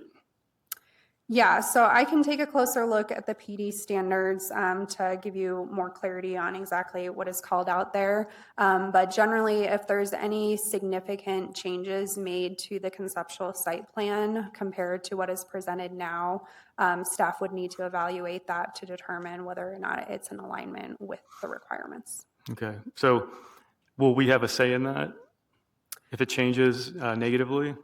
So staff will require it to be in alignment with the standard, and as long as they're in alignment with that, that wouldn't require bringing it back to council. Okay, thank you. Yep. Councilmember Byrd? So my question is more for the developer itself. There's one of the slides showed a breakdown of the square footage that needed to be used in Lot B for 2,000 square foot for commercial property. It looks like it's in the middle of the actual apartment complex. Do we have any kind of business in mind that's going to be going into that, or is it going to be more of like a walkable kind of type business? I'm just kind of curious for general knowledge. Yeah, definitely. So where that is set out is along 140th Street, because we had the concern as well that if it's internal to the site, it's going to be really hard for business to be successful. And so where we do have it is where you see that blue dot on the screen. So it is on that hard edge of 140th, right next to the entrance, so that there can be signage and hopefully have a successful business there. We don't have anyone interested at this time yet, but we will definitely start approaching and marketing it once we start moving forward with construction. Councilmember Algie? Thank you, Madam Mayor. Thank you for the presentation. So 2 questions for the developer. First, I'll mirror what Councilmember Morris said about I noticed in the slide that there is a little bit of green space on the south end of the property, but it doesn't seem like it's a park. So what's the purpose of that? And could we expand on that too? Yes, I believe so the portion on the south side of the park, that is the overall detention for the development. So that'll be servicing the entire area. It will remain green space. To respond to, I think, Councilmember Morris's question as well, I believe code states that there's a minimum of 20% landscaping coverage.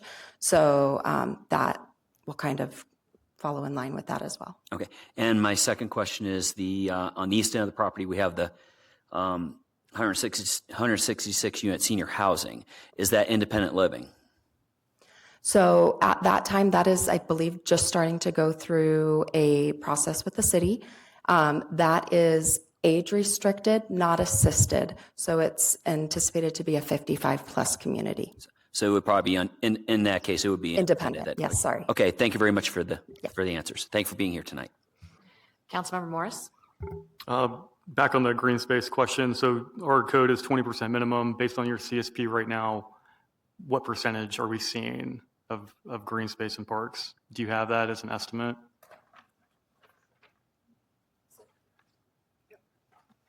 I can say that our CSP was reflecting at or above those code minimums.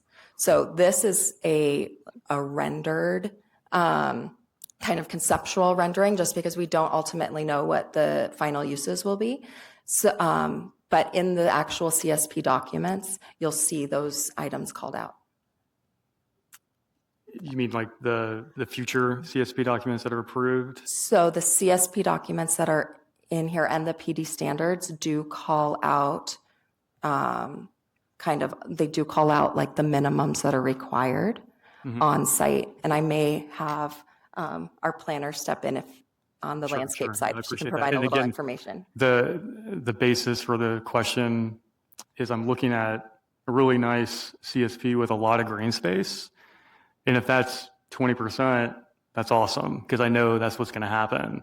But if that's 35% and we end up taking out a lot because of market demand, things like that, and we actually get a different product at the end of the day with a sea of asphalt, I think that, again, is the wrong direction for the site. So what I'm trying to get at is how do we guarantee that we get the green space that we're looking for? So I can confirm that in the PD standards as well as the CSP at this point in time, 20% is the minimum requirement. There is also a call out for the total PLD or public land dedication that is required. That currently totals about 8.14 acres. Some of that is anticipated to be provided on site in some of those open spaces. Some of it may be by cash in lieu. Again, that'll be finalized with the development plan. Okay, thank you. Any additional questions from council at this time? All right, I'm going to open the hearing for public comment. Ms. Long, do we have anyone signed up to speak in favor of or in opposition to the proposed development? Yes, Your Honor, we have 2 individuals signed up. Thank you. So in just a moment, each speaker will be given up to 3 minutes to speak. Make sure that you watch the light on the podium. When it turns yellow and you hear a single beep, you'll need to wrap up your comments. When it turns red and you hear multiple beeps, your time is up and I'll have to interrupt you as your 3 minutes are over. When you are called up, those in person, please come up to the podium and state your name, address, and whether you were sworn for the record. Ms. Long, who is the first person signed up to speak? Luz Pinato, 4210 East 100th Avenue. Who will be assisted by a language interpreter. And as they come down, I can call out to our language interpreter. She's shaking her head. I believe she just wanted to speak at the first comment. And then the next individual is Teresa Dorsey, 14191 Downing Street.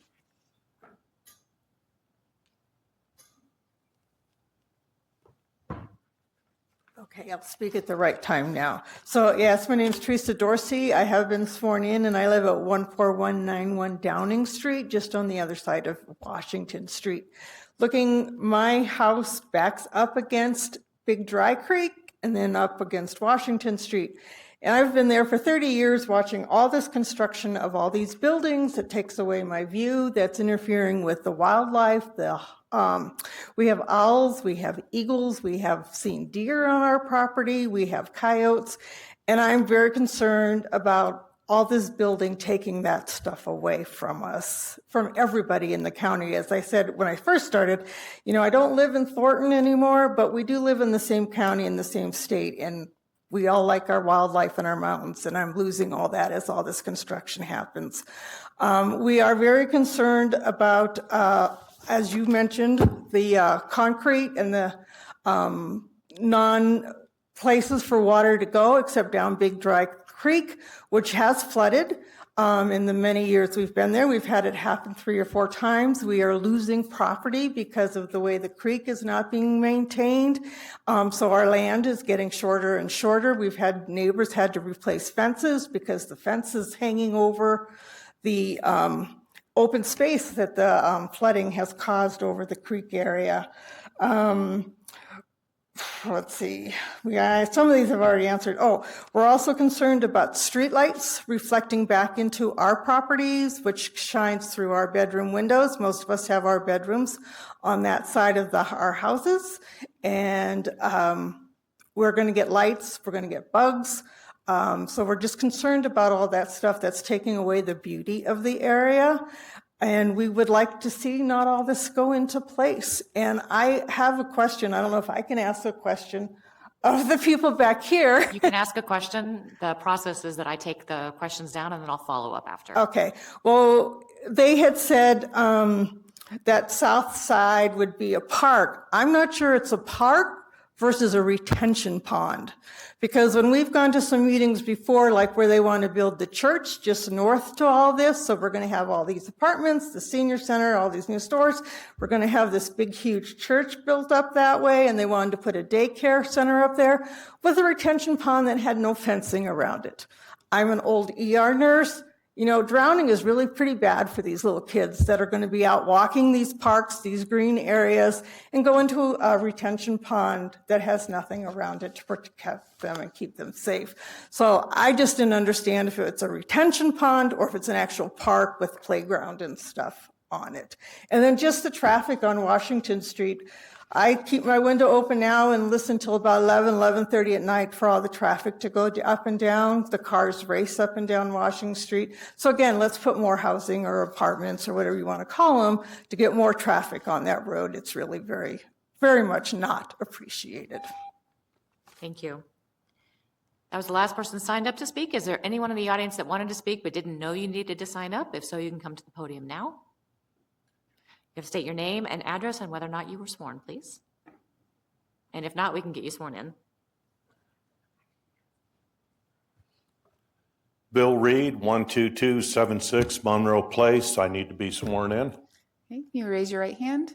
Do you hereby swear or affirm that your testimony before this council will be true and correct to the best of your knowledge and belief? Yes, I do. Thank you.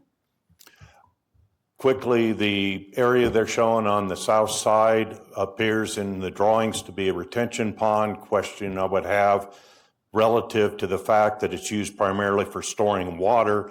The two areas near the area I live are used as retention ponds. They are not landscaped. They are now weed patches, one being very large. It'd be nice to know that they have a plan that would acclimate both safety and an attractive area. The other one is relative to the roadway development along Grant and along 140th. It's unclear the width and dimension of the sidewalk in that area. We currently have a large issue with pedestrian and bicycle traffic. We're placing very narrow and small sidewalks. We have an opportunity in an area that will create more pedestrian traffic into that area to put wide sidewalks in, preferably 6-8 foot width walks, not like the 6 foot walk that has been applied in some of the other areas, or even 4 foot. I think it would be ideal to take this opportunity to expand that area for both pedestrians and bicycles instead of pushing bicycles into the street. Thank you very much. Thank you. All right, so we have a couple of questions, I think, for the applicant and probably staff to address concerning the water drainage and the potential retention pond. Can you talk a little bit about the approval process for that, how it looks, and how it would be maintained long-term? I recognize that as a future analysis and design that has to be done. But talk through what that looks like so that the community members can hear about it. And you'll have to state your name and address and whether or not you were sworn. Thank you, Mayor. Tyler Carlson, the Evergreen Development. I have been sworn. And thanks to everyone for the opportunity tonight. This has been several years in the making. In specific response to the neighbor questions, yes, the south green space area on the site plan is a detention pond that will outfall into the Big Dry Creek after the storm events. It will be manicured and maintained, by an association that manages all the property's open spaces, which will comply with the standards that have been outlined in the zoning and in the CSP. And the CSP that's being presented tonight is what's rolling right into development permits. So what was shown will be constructed for the mixed-use portion of the project. And we will also be improving the rights of way along Grant Street and 140th with additional sidewalks to manage the pedestrian needs. And I think one of the biggest things we're really excited about is the Hawk pedestrian signal that will be on Grant Street, which will light up and require traffic to stop so pedestrians can go back and forth safely. Those are pretty unique, and that was really important to both staff and to us to make sure that, as commercial and residential customers crossed Grant, they could do so safely because it does get a lot of traffic from the mall. So we're very grateful again for the opportunity. It's been a long road to get to this point tonight, and we hope to get your vote. And if there's any other additional questions, please let us know. Thank you. And then a follow-up question related to the sidewalk. Can you, I think this is a staff question related to ADA compliance requirements for the width of a sidewalk? Yeah, so I'm not sure that the CSP plans call out a width currently, but that will have to be ironed out as we do future plans. I do know traffic did want to add some clarification to some earlier commentary as well. Thank you. Sorry about that. Evening. Matthew Koenig, Civil Engineer, Traffic Engineering here at the City of Thornton. 12450 Washington Street, and I have been sworn. First, let me touch off on the sidewalks.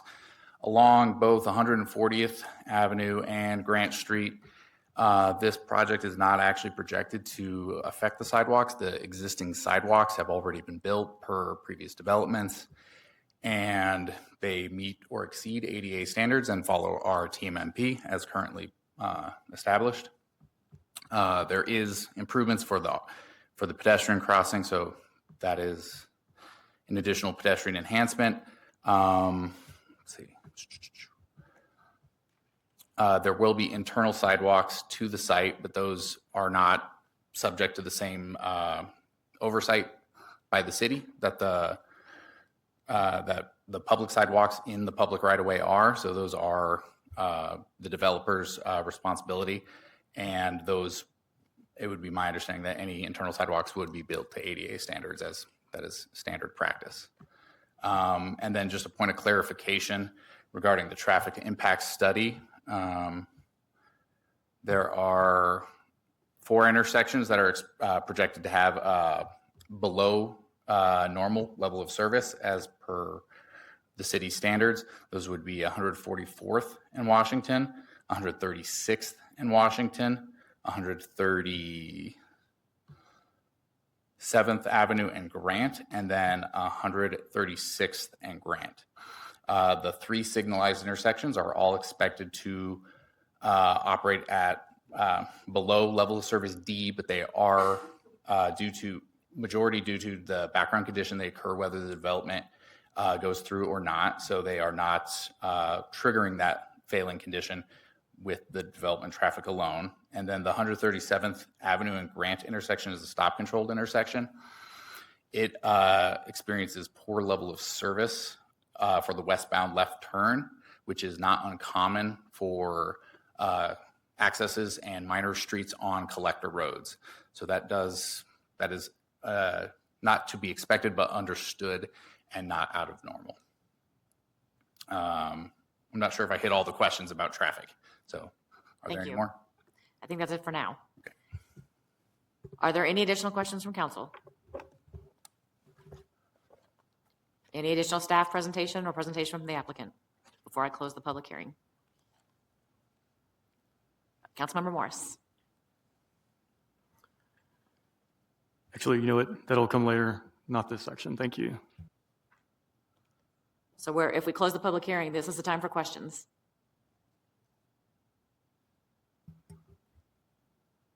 I have a question on, it would be actually A4, so not this.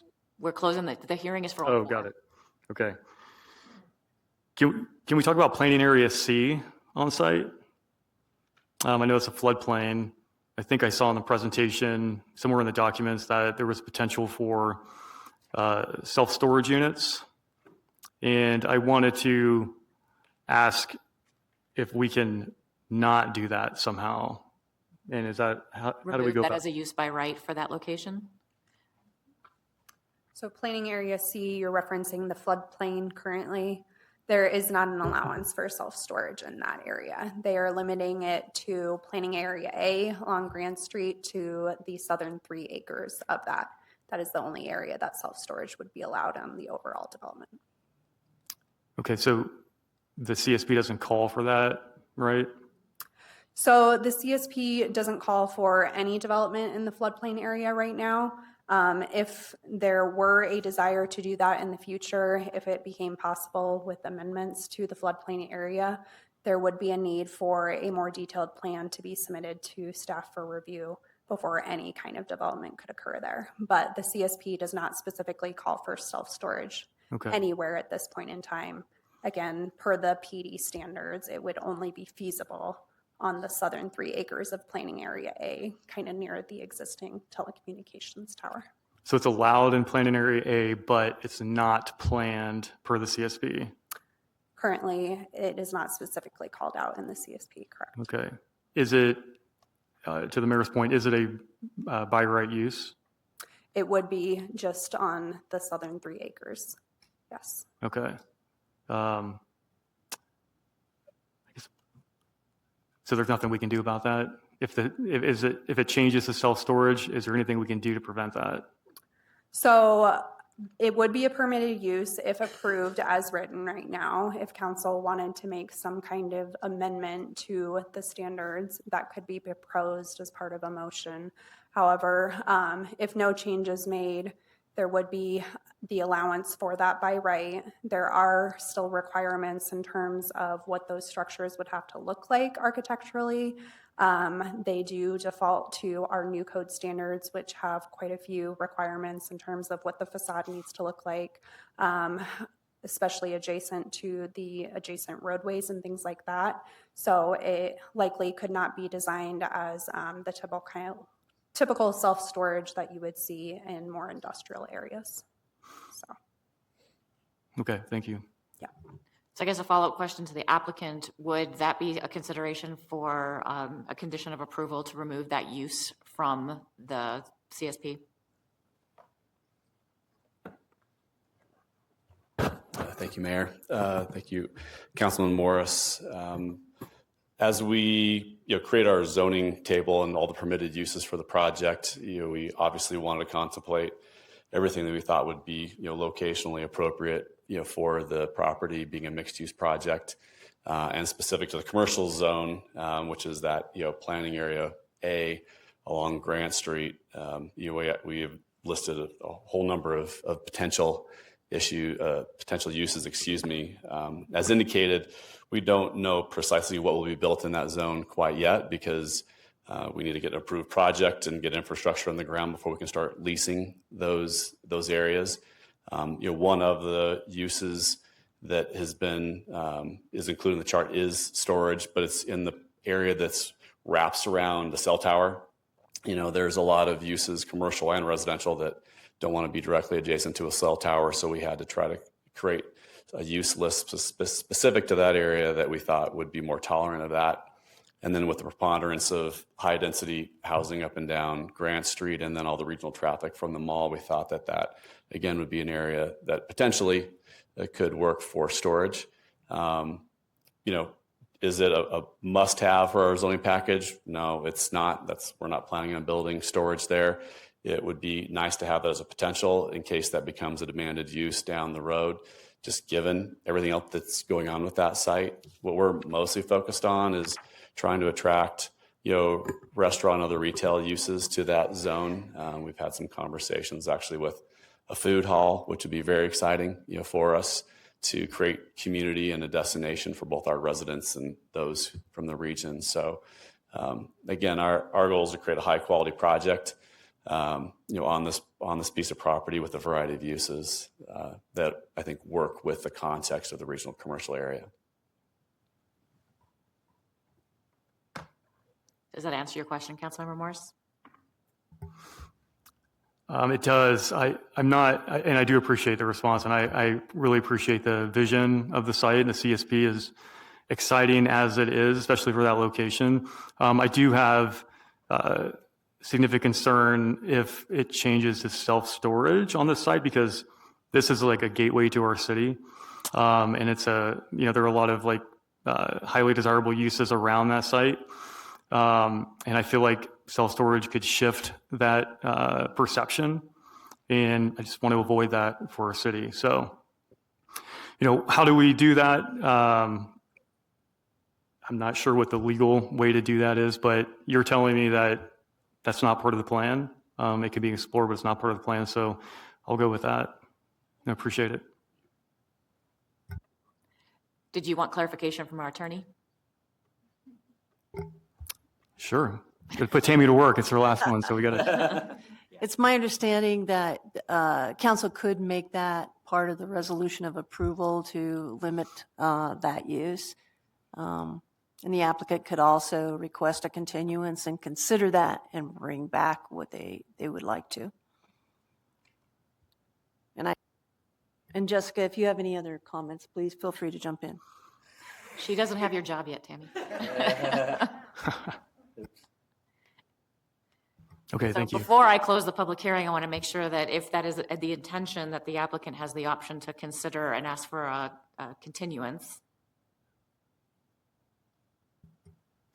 Or if Councilmember Morris is happy with the response and doesn't want to make that motion.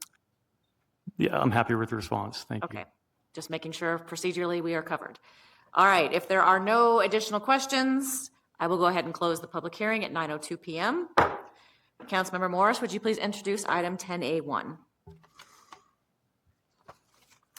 Introducing a resolution adopting certain findings of fact for the annexation of certain unincorporated territory of approximately 26 acres of land situated in the southeast quarter of Section 22, Township 1 South, Range 68 west of the 6th Principal Meridian, County of Adams, State of Colorado, generally located on the southwest corner of East 140th Avenue and Washington Street, and assigning the annexed property award for Creekside Gardens annexation, and I move for its approval. Second.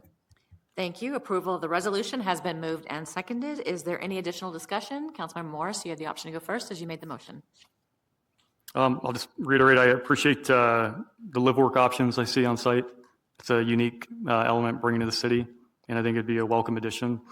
The green space that I see on the CSP is welcome as well. It's an important part and desire of our community.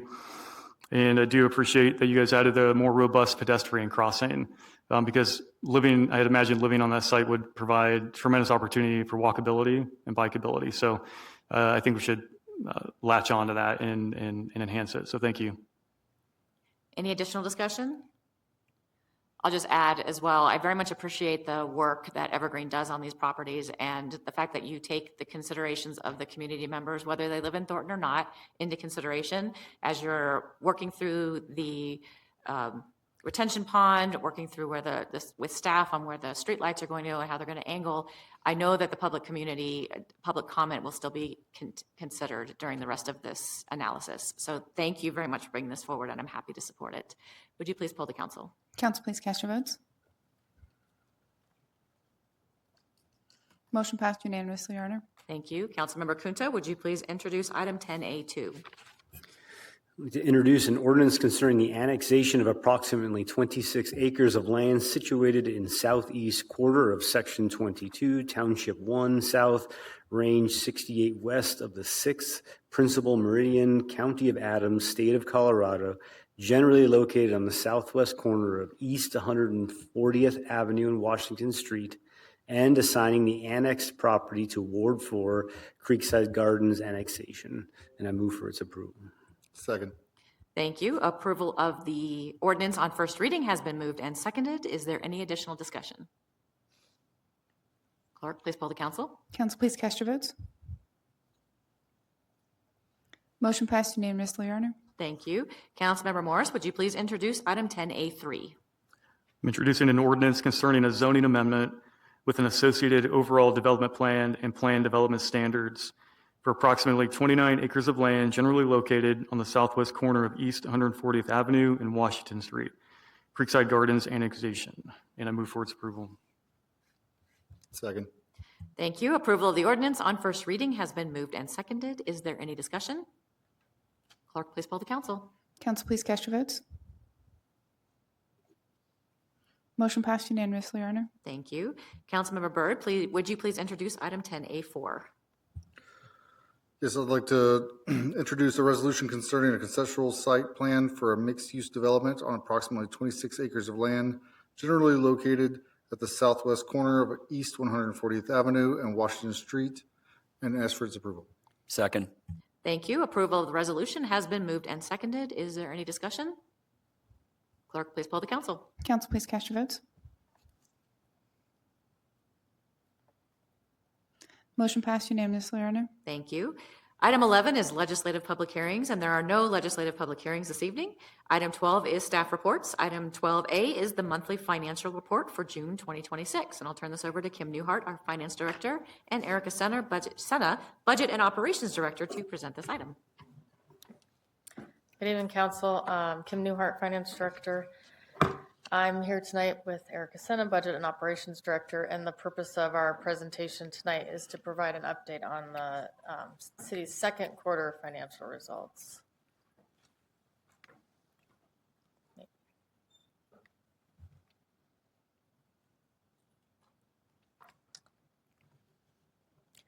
I'm going to start with a broader picture, including sales tax performance and residential permit activity, and then I'll walk through how those results are affecting our various city funds. And then Erica will take you through expenditures, next steps, and takeaways.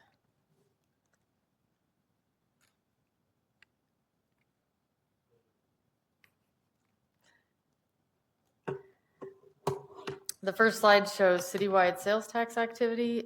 In addition to showing how our local business community is performing, sales tax also is a good indication of our overall consumer spending in Thornton. So after 5 months of collections, we're up approximately 2.6% compared to the same period last year. That's down from first quarter. The end of first quarter, if you remember, we were up 4.8%.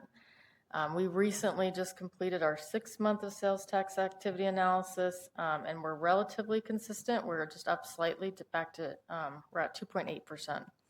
So earlier in the year, we talked about how we anticipated that the higher energy cost and inflation would temporarily increase our sales tax revenues. And this is just simply because consumers are paying more for the same goods and services. And then we expected this to taper off over time.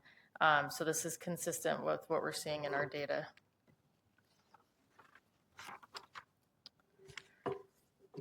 Another main driver of the city's revenues is development activity. Development-related revenues impact both our governmental funds and our enterprise funds.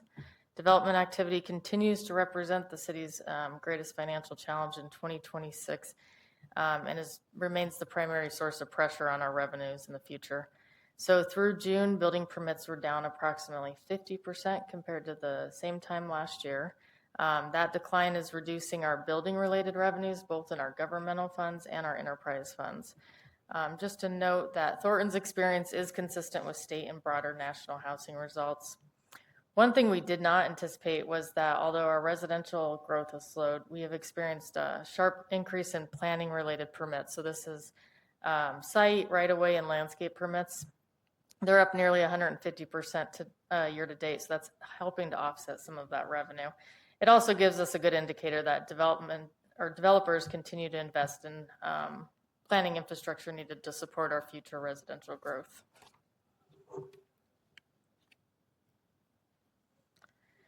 The next slide provides an overview of our revenue projections across all of our city funds based on actual performance through June 30th. As we discussed, both sales tax and development activity are an important revenue driver, but their impact does vary by funds. The general government, water, and the sewer funds are all being affected by the slowdown in development. And I'll go into more detail on the general fund and the water fund on the next 2 slides. Our TDA funds are experiencing revenue variance from our original projection. And this is due to assessed property values. So between the time we get our preliminary valuation and our final valuation, properties can protest their assessed valuation. So there was protest that happened, and this is all tied to commercial. On the positive side, our other funds are generally projected to meet or exceed budget. So our largest favorable revenue variance is in the special revenue funds, and this is due to any new grant awards that we received after the 2026 budget was finalized, or there was a timing difference in when the project was completed and when we can recognize that revenue.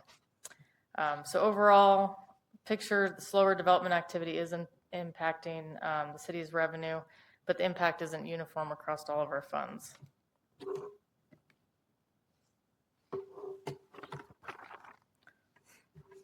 Diving into the general government, this slide summarizes our current projection for 2026 revenues. The first column shows our major revenue source. The second column shows the original 2026 budget. Third column shows our current year-end projection based on actual results through June 30th. The next two columns show the projected dollar and percentage variance from our original budget. And then the far right column shows the sensitivity of our projections. So essentially, if our overall revenue position was 1% higher or lower, that's the results that we'd get.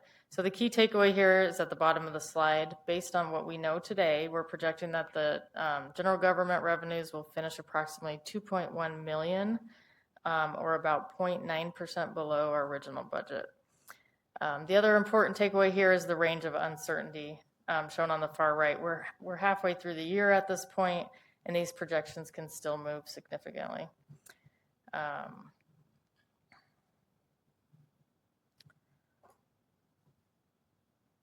One last thing is just to note as we move into our 2027 budget conversations, this 2026 revenue performance continues to get updated so we can dial in those 2027 projections. And then before I move off this slide, the very last row in the all other revenue line, there is, this does represent the oil and gas purchase agreement that we received in April.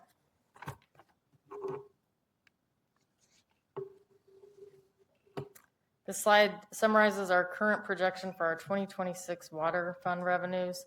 There's two primary factors affecting the water fund. It's water consumption and development activity.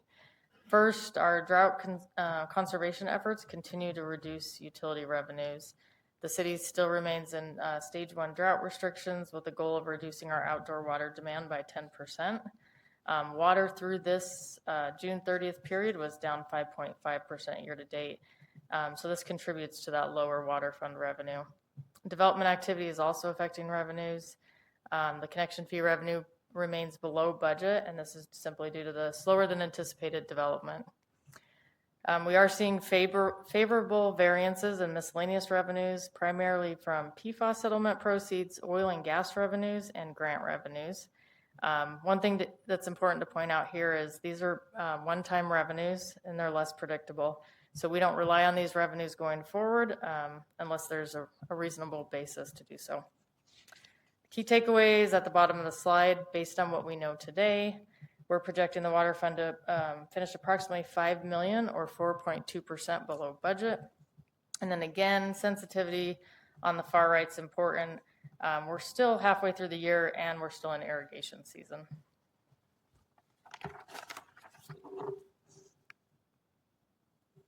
To wrap up the revenue section, a couple of key takeaways. Sales tax collections are currently on track to meet the original budget. Development-related revenues remain the primary budget risk. The water consumption is currently projected to result in a $5.5 million loss. Development-related revenues in the water fund are projected to be down approximately $9 million below budget. And development-related revenues continue to be that primary risk across all city funds. With that, I will turn it over to Erica, and she can walk through expenditures, next steps, and key takeaways.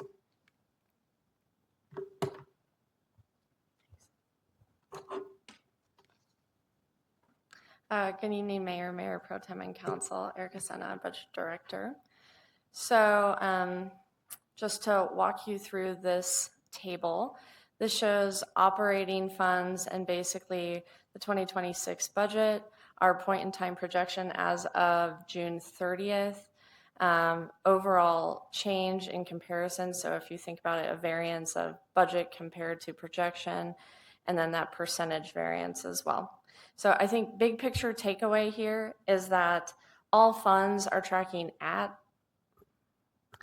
or under budget right now, and they're actually relatively similar to the last time we spoke on July 7th. I think there's been a little bit of tightening in the general fund and water budget. The savings are slightly less, but still relatively close to when we previously discussed.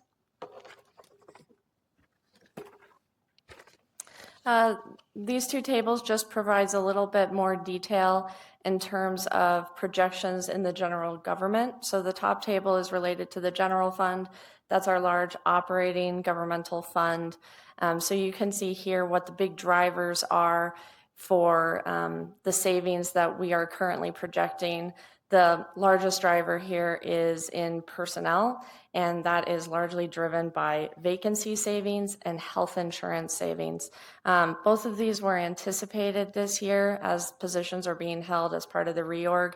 As the year progresses, we are anticipating that savings to come down as some of those positions get filled. Similarly, health insurance, we're seeing some savings there due to vacancies, so that'll probably tighten up a little bit. And this was also savings that was anticipated this year, as we had a not to exceed budget of a percentage health insurance increase in 26. Ultimately, that health insurance increase came in much lower, so there were anticipated savings there. The bottom table shows what we're anticipating in the governmental capital fund. This fund's a little bit different in that it has rolling funds from prior years. So you can see we've split it here between 2026 appropriation and prior year appropriation. As projects complete throughout the year, we do have we'll basically pull in savings that then goes back into fund balance. So right now we're sitting at about 2.2 million in anticipated savings in the governmental capital fund. So as Kim mentioned, if I'm trying to align these two, the revenue and the expenditure side of things, the revenue shortfall that Kim is currently projecting is 2.1 million. Right now we are anticipating that that is offset and then some with savings we're anticipating. On the water fund side, very similar flow here. We've got operating above and then capital below. The main drivers here include personnel. Again, there are some positions that are being held vacant as part of the reorg. We'll likely see that budget, that projection tighten up as the year progresses. In contractual, we're seeing savings in utilities and general contracted services. And then in commodities, almost the entirety of those savings is related to treatment, which we would anticipate seeing as how we're treating about 10% less water this year and prior year. In the capital fund, we are currently projecting about $4.3 million in savings from projects that have concluded from prior years. And so Kim mentioned that there is overall a $5 million variance. That is at least in part being covered by this. Y'all might be thinking like, Erica, can you not do math? That's $7.5 million. That's more than the $5 million.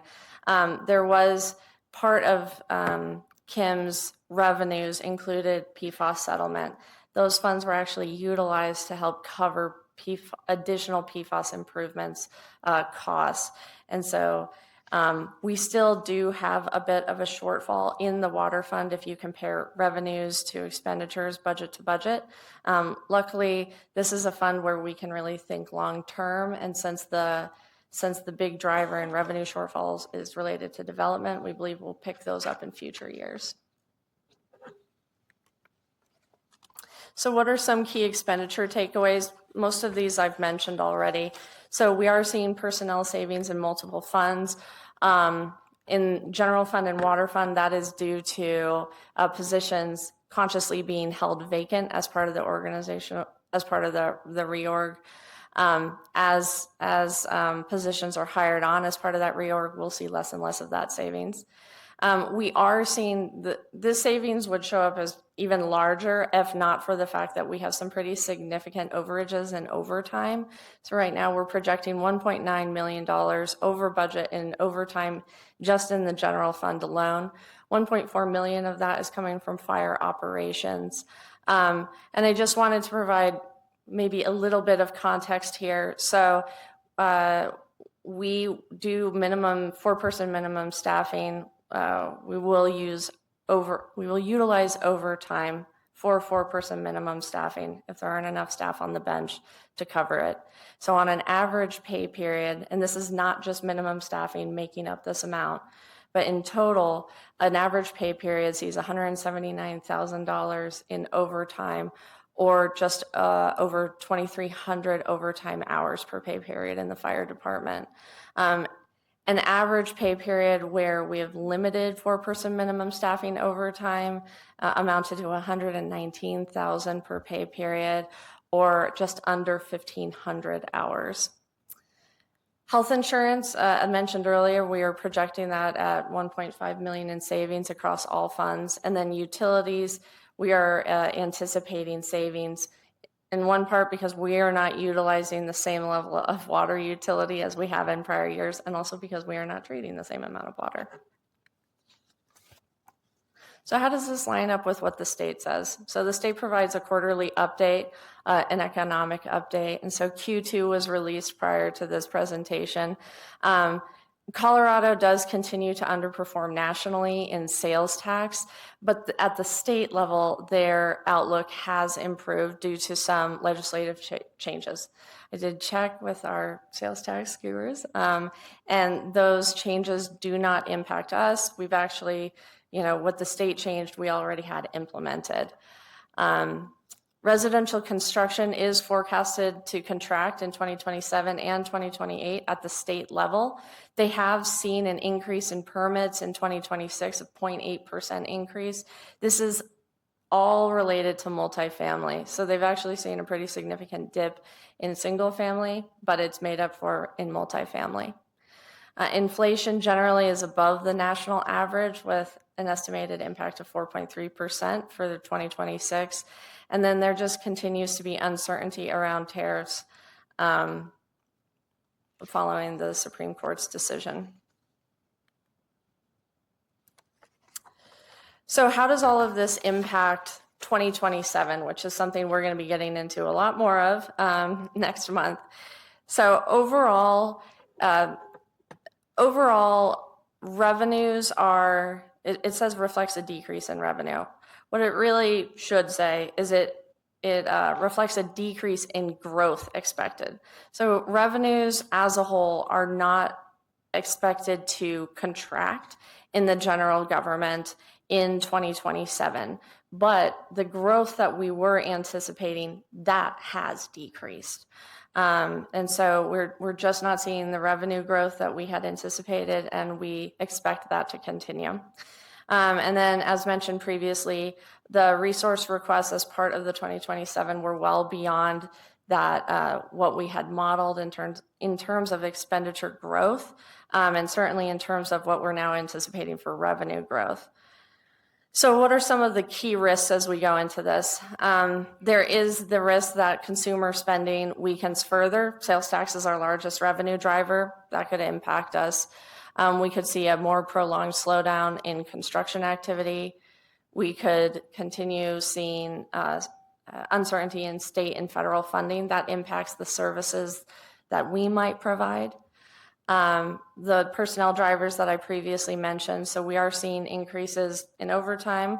Health insurance, we are seeing some relatively significant increases or proposals from our insurance providers for 2027. And then just generally cost of living for residents and employees is increasing. And then again, as mentioned earlier, the tariff environment. So what are our next steps, or what are our next touch points with you all? On September 1st, we'll be providing a high-level budget review. This is going to be more about it's going to focus on sort of budget philosophy, our current financial position.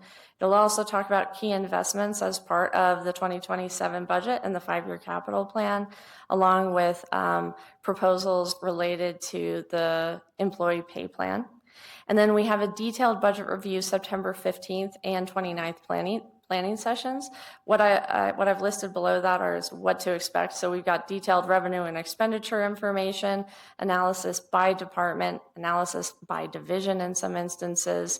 How does these things tie into the strategic plan? The full capital plan, which is a 5-year plan with highlighted projects, and then a debt summary. After those planning sessions, we have public hearing and first reading scheduled for October 27th with second reading on November 10th. And with that, happy to take questions. Any questions from council? Apparently you answered all of our questions and were very thorough. Thank you very much. Item 13 is the consent calendar. Is there any member of council who would like to remove an item from the consent calendar? Hearing none, is there a motion to approve the consent calendar as presented? So moved. Thank you. Approval of the consent calendar as presented has been moved and seconded. Clerk, please read the appropriate titles into the record and poll the council. An ordinance amending sections 1-8, 38-175, 38-176, and 38-177 of the Thornton City Code to align with state law pursuant to a ruling by the Colorado Supreme Court. An ordinance adopting the Fourth Amendment to the 2026 budget, amending Section 1 of Ordinance 3751, making appropriations for the City of Thornton, Colorado for fiscal year 2026 for all funds except that appropriations for certain individual projects shall not lapse at year end but continue until the project is completed or canceled. An ordinance authorizing the issuance of the sale of water enterprise revenue bonds, Series 2026, payable solely out of the net revenues to be derived from the operation of the city's water enterprise, and providing other details concerning the bonds, including without limitation covenants and agreements in connection therewith. Council, please cast your votes.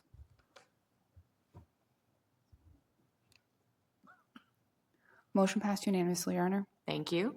Item 14 is action items. Item 14A is an ordinance amending Chapter 6, Animals of the City Code.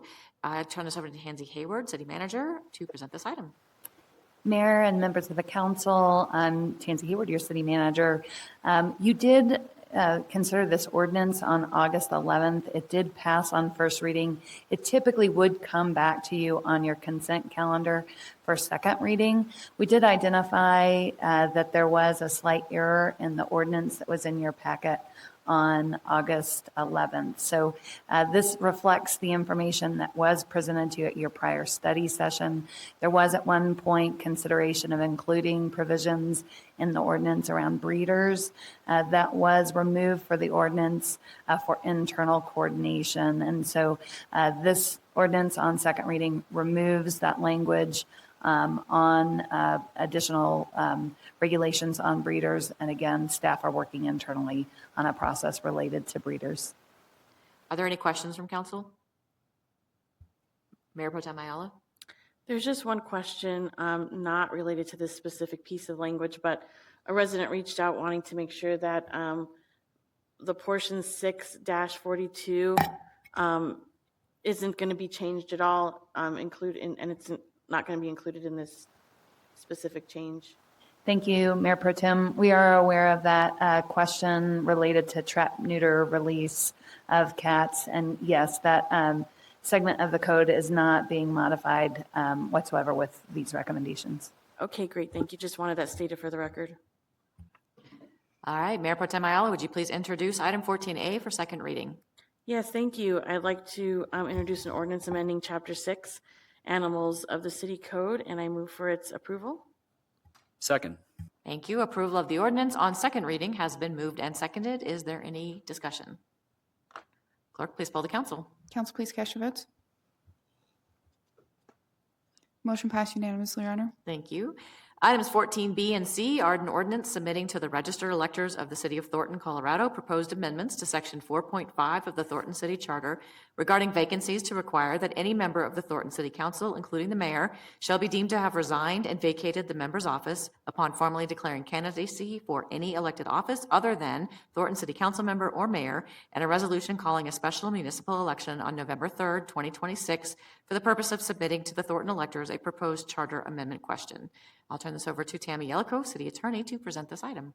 Thank you, Mayor. Council approved the ordinance on first reading, and as you stated, the ordinance submits to the registered electors of the City of Thornton a proposed amendment to Section 4.5 of the city's charter regarding vacancies, requiring that any member of Thornton City Council, including the mayor, shall be deemed to have resigned and vacated the member's office upon formally declaring candidacy for any elected office other than that of Thornton City Council member or mayor. This does require a special election this year at the November 3rd, 2026 election. The estimated cost is $65,000 to $70,000. And with that, I'll take any questions. Are there any questions from council? Hearing none, Councilmember Byrd, would you please introduce item 14B for second reading? Thank you, Madam Mayor. I'd like to introduce an ordinance submitting to the registered electors of the City of Thornton, Colorado, proposed amendments to Section 4.5 of the Thornton City Charter regarding vacancies to require that any member of the Thornton City Council, including the mayor, shall be deemed to have resigned and vacated the member's office upon formally declaring candidacy for any elected office other than Thornton City Council member or mayor. And I ask for its approval. Second. Thank you. Approval of the ordinance on second reading has been moved and seconded. I will open it for discussion. Is there any discussion? Clerk, please poll the council. Council, please cast your votes. Motion passed by a majority, 5-3, Your Honor. Thank you. Councilmember Byrd, would you please introduce item 14C? I would like to introduce a resolution calling for a special municipal election on November 3rd, 2026, for the purpose of submitting to the Thornton electors a proposed charter amendment question, and ask for its approval. Second. Approval of the resolution has been moved and seconded. Is there any discussion? Clerk, please poll the council. Council, please cast your votes.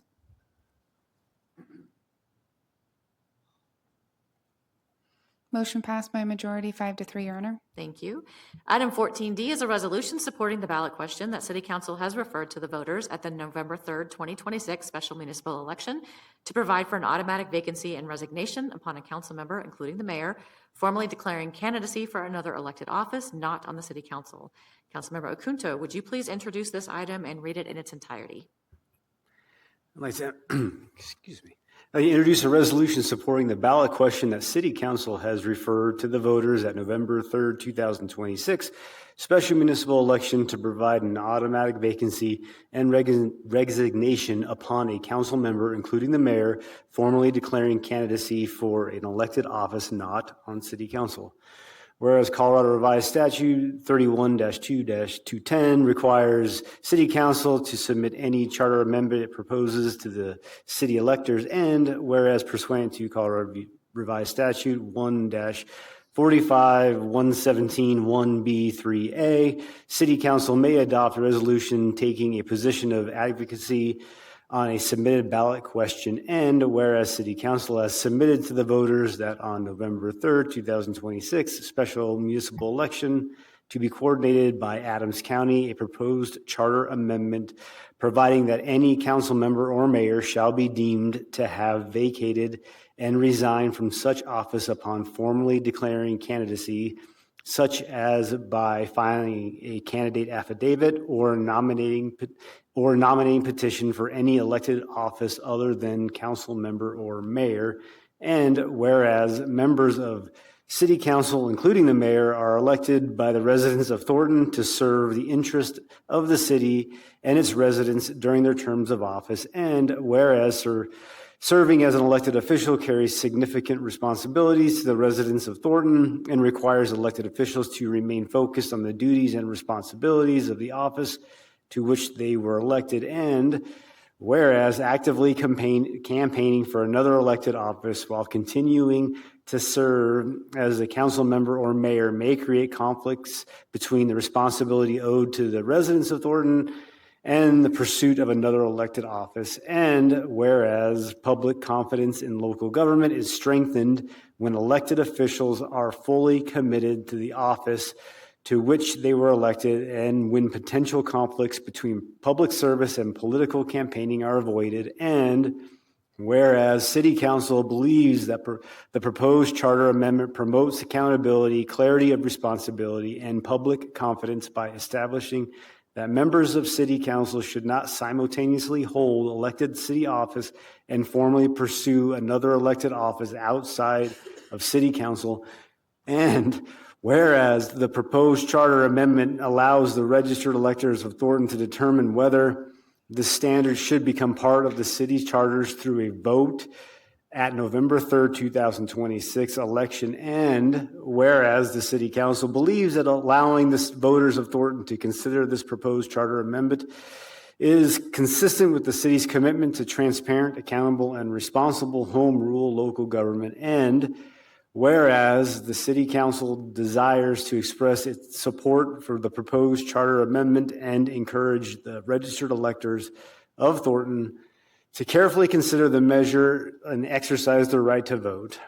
Now, therefore, be it resolved by the City Council of the City of Thornton, Colorado as follows. The City Council hereby supports the proposed charter amendment that will be considered by the voters at the November 3rd, 2026 election, and I move for its immediate approval. Second. Thank you. It has been moved and seconded to approve the resolution. Is there any discussion? Councilmember Kunto, you have the option to go first as you made the motion. I just want to say that was probably the most I've talked in almost 7 years of being on this council. And I appreciate you allowing me to read that resolution. Councilmember Algie. Thank you, Madam Mayor. So, with respect to my colleagues in the majority on this issue, I voted no on the first reading 2 weeks ago, and I'm voting no tonight on these resolutions. The only reason I am voting no is because I have a disagreement with the date of the election. I still feel that we could do this election next year where it would be no cost to the city. As I said, aside from the date, I'm in agreement otherwise. I do feel that since our neighbors do need to have a say, but not at extra cost. So that is the reason for my no votes from 2 weeks ago. And this evening, I will say I did vote in support of the IGA with Adams County because respecting the will and the majority of the council, it was still important for me to vote yes on that so that we can move forward. And that's all I have. Thank you. Any additional discussion? Please poll the council. Council, please cast your votes. Motion passed by a majority 5-3, Your Honor. Thank you. Item 14E is a resolution appointing Jessica Whitney as interim city attorney for the city of Thornton and approving the associated employment agreement. Councilmember Algie, would you please introduce this item and read it in its entirety? Thank you, Madam Mayor. I will be honored to do this tonight. So I would like to introduce a resolution appointing Jessica Whitney as interim city attorney for the city of Thornton and approving the associated employment agreement. Whereas the current city attorney, Tammy Yellico, is retiring as of September 1st, 2026, subject to the terms and conditions of her employment agreement adopted by City Council, and whereas City Council wishes to appoint Jessica Whitney as interim city attorney to serve until such time as a new city attorney is appointed by City Council pursuant to Section 5.9A of the City Charter, and whereas as interim city attorney, Jessica Whitney shall perform all the duties and functions of city attorney pursuant to Section 5.9 of the City Charter.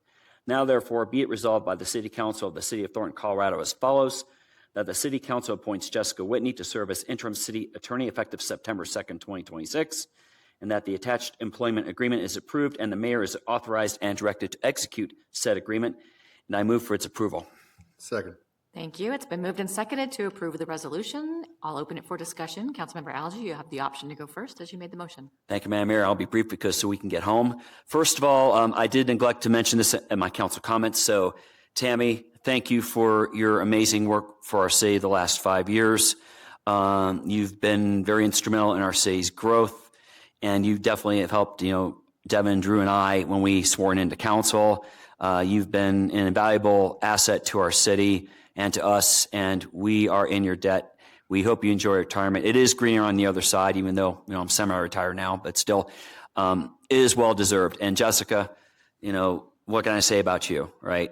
It was truly an honor and privilege to be with you on Saturday, and also with the other applicant. Is it okay to name the other applicant, Tammy, or no? No. Okay, so it was an honor to interview both of you for this position. But Jessica, you've been a tremendous help to me, on the Airport Coordinating Committee. Obviously, you won't be there anymore because you're moving up, but you have a true heart for this city. You deeply care about its residents, and you deeply care about staffing and the city attorney's office and us here on the dais. So congratulations, and I look forward to working with you in a new capacity. Mayor Pro Tem Ayala. Yeah, Jessica, I just wanted to thank you for your interview on Saturday. And for all the work you've done, I think that your expertise in land use is going to be really relevant to us as we embark on some new challenges. Thank you. Any additional discussion? I'll just say we are incredibly lucky to have such amazing staff members that are willing to step up into an interim position to be able to make sure that the city is able to move forward and fill some very big shoes from Tammy. So thank you, Jessica, for being willing to do that. Very much appreciate it. Would you please poll the council? Council, please cast your votes. Motion passed unanimous, Your Honor. Thank you. And if I can do a moment of privilege, I would like for the council to take a picture with Tammy and Jessica this evening to acknowledge before we adjourn the meeting.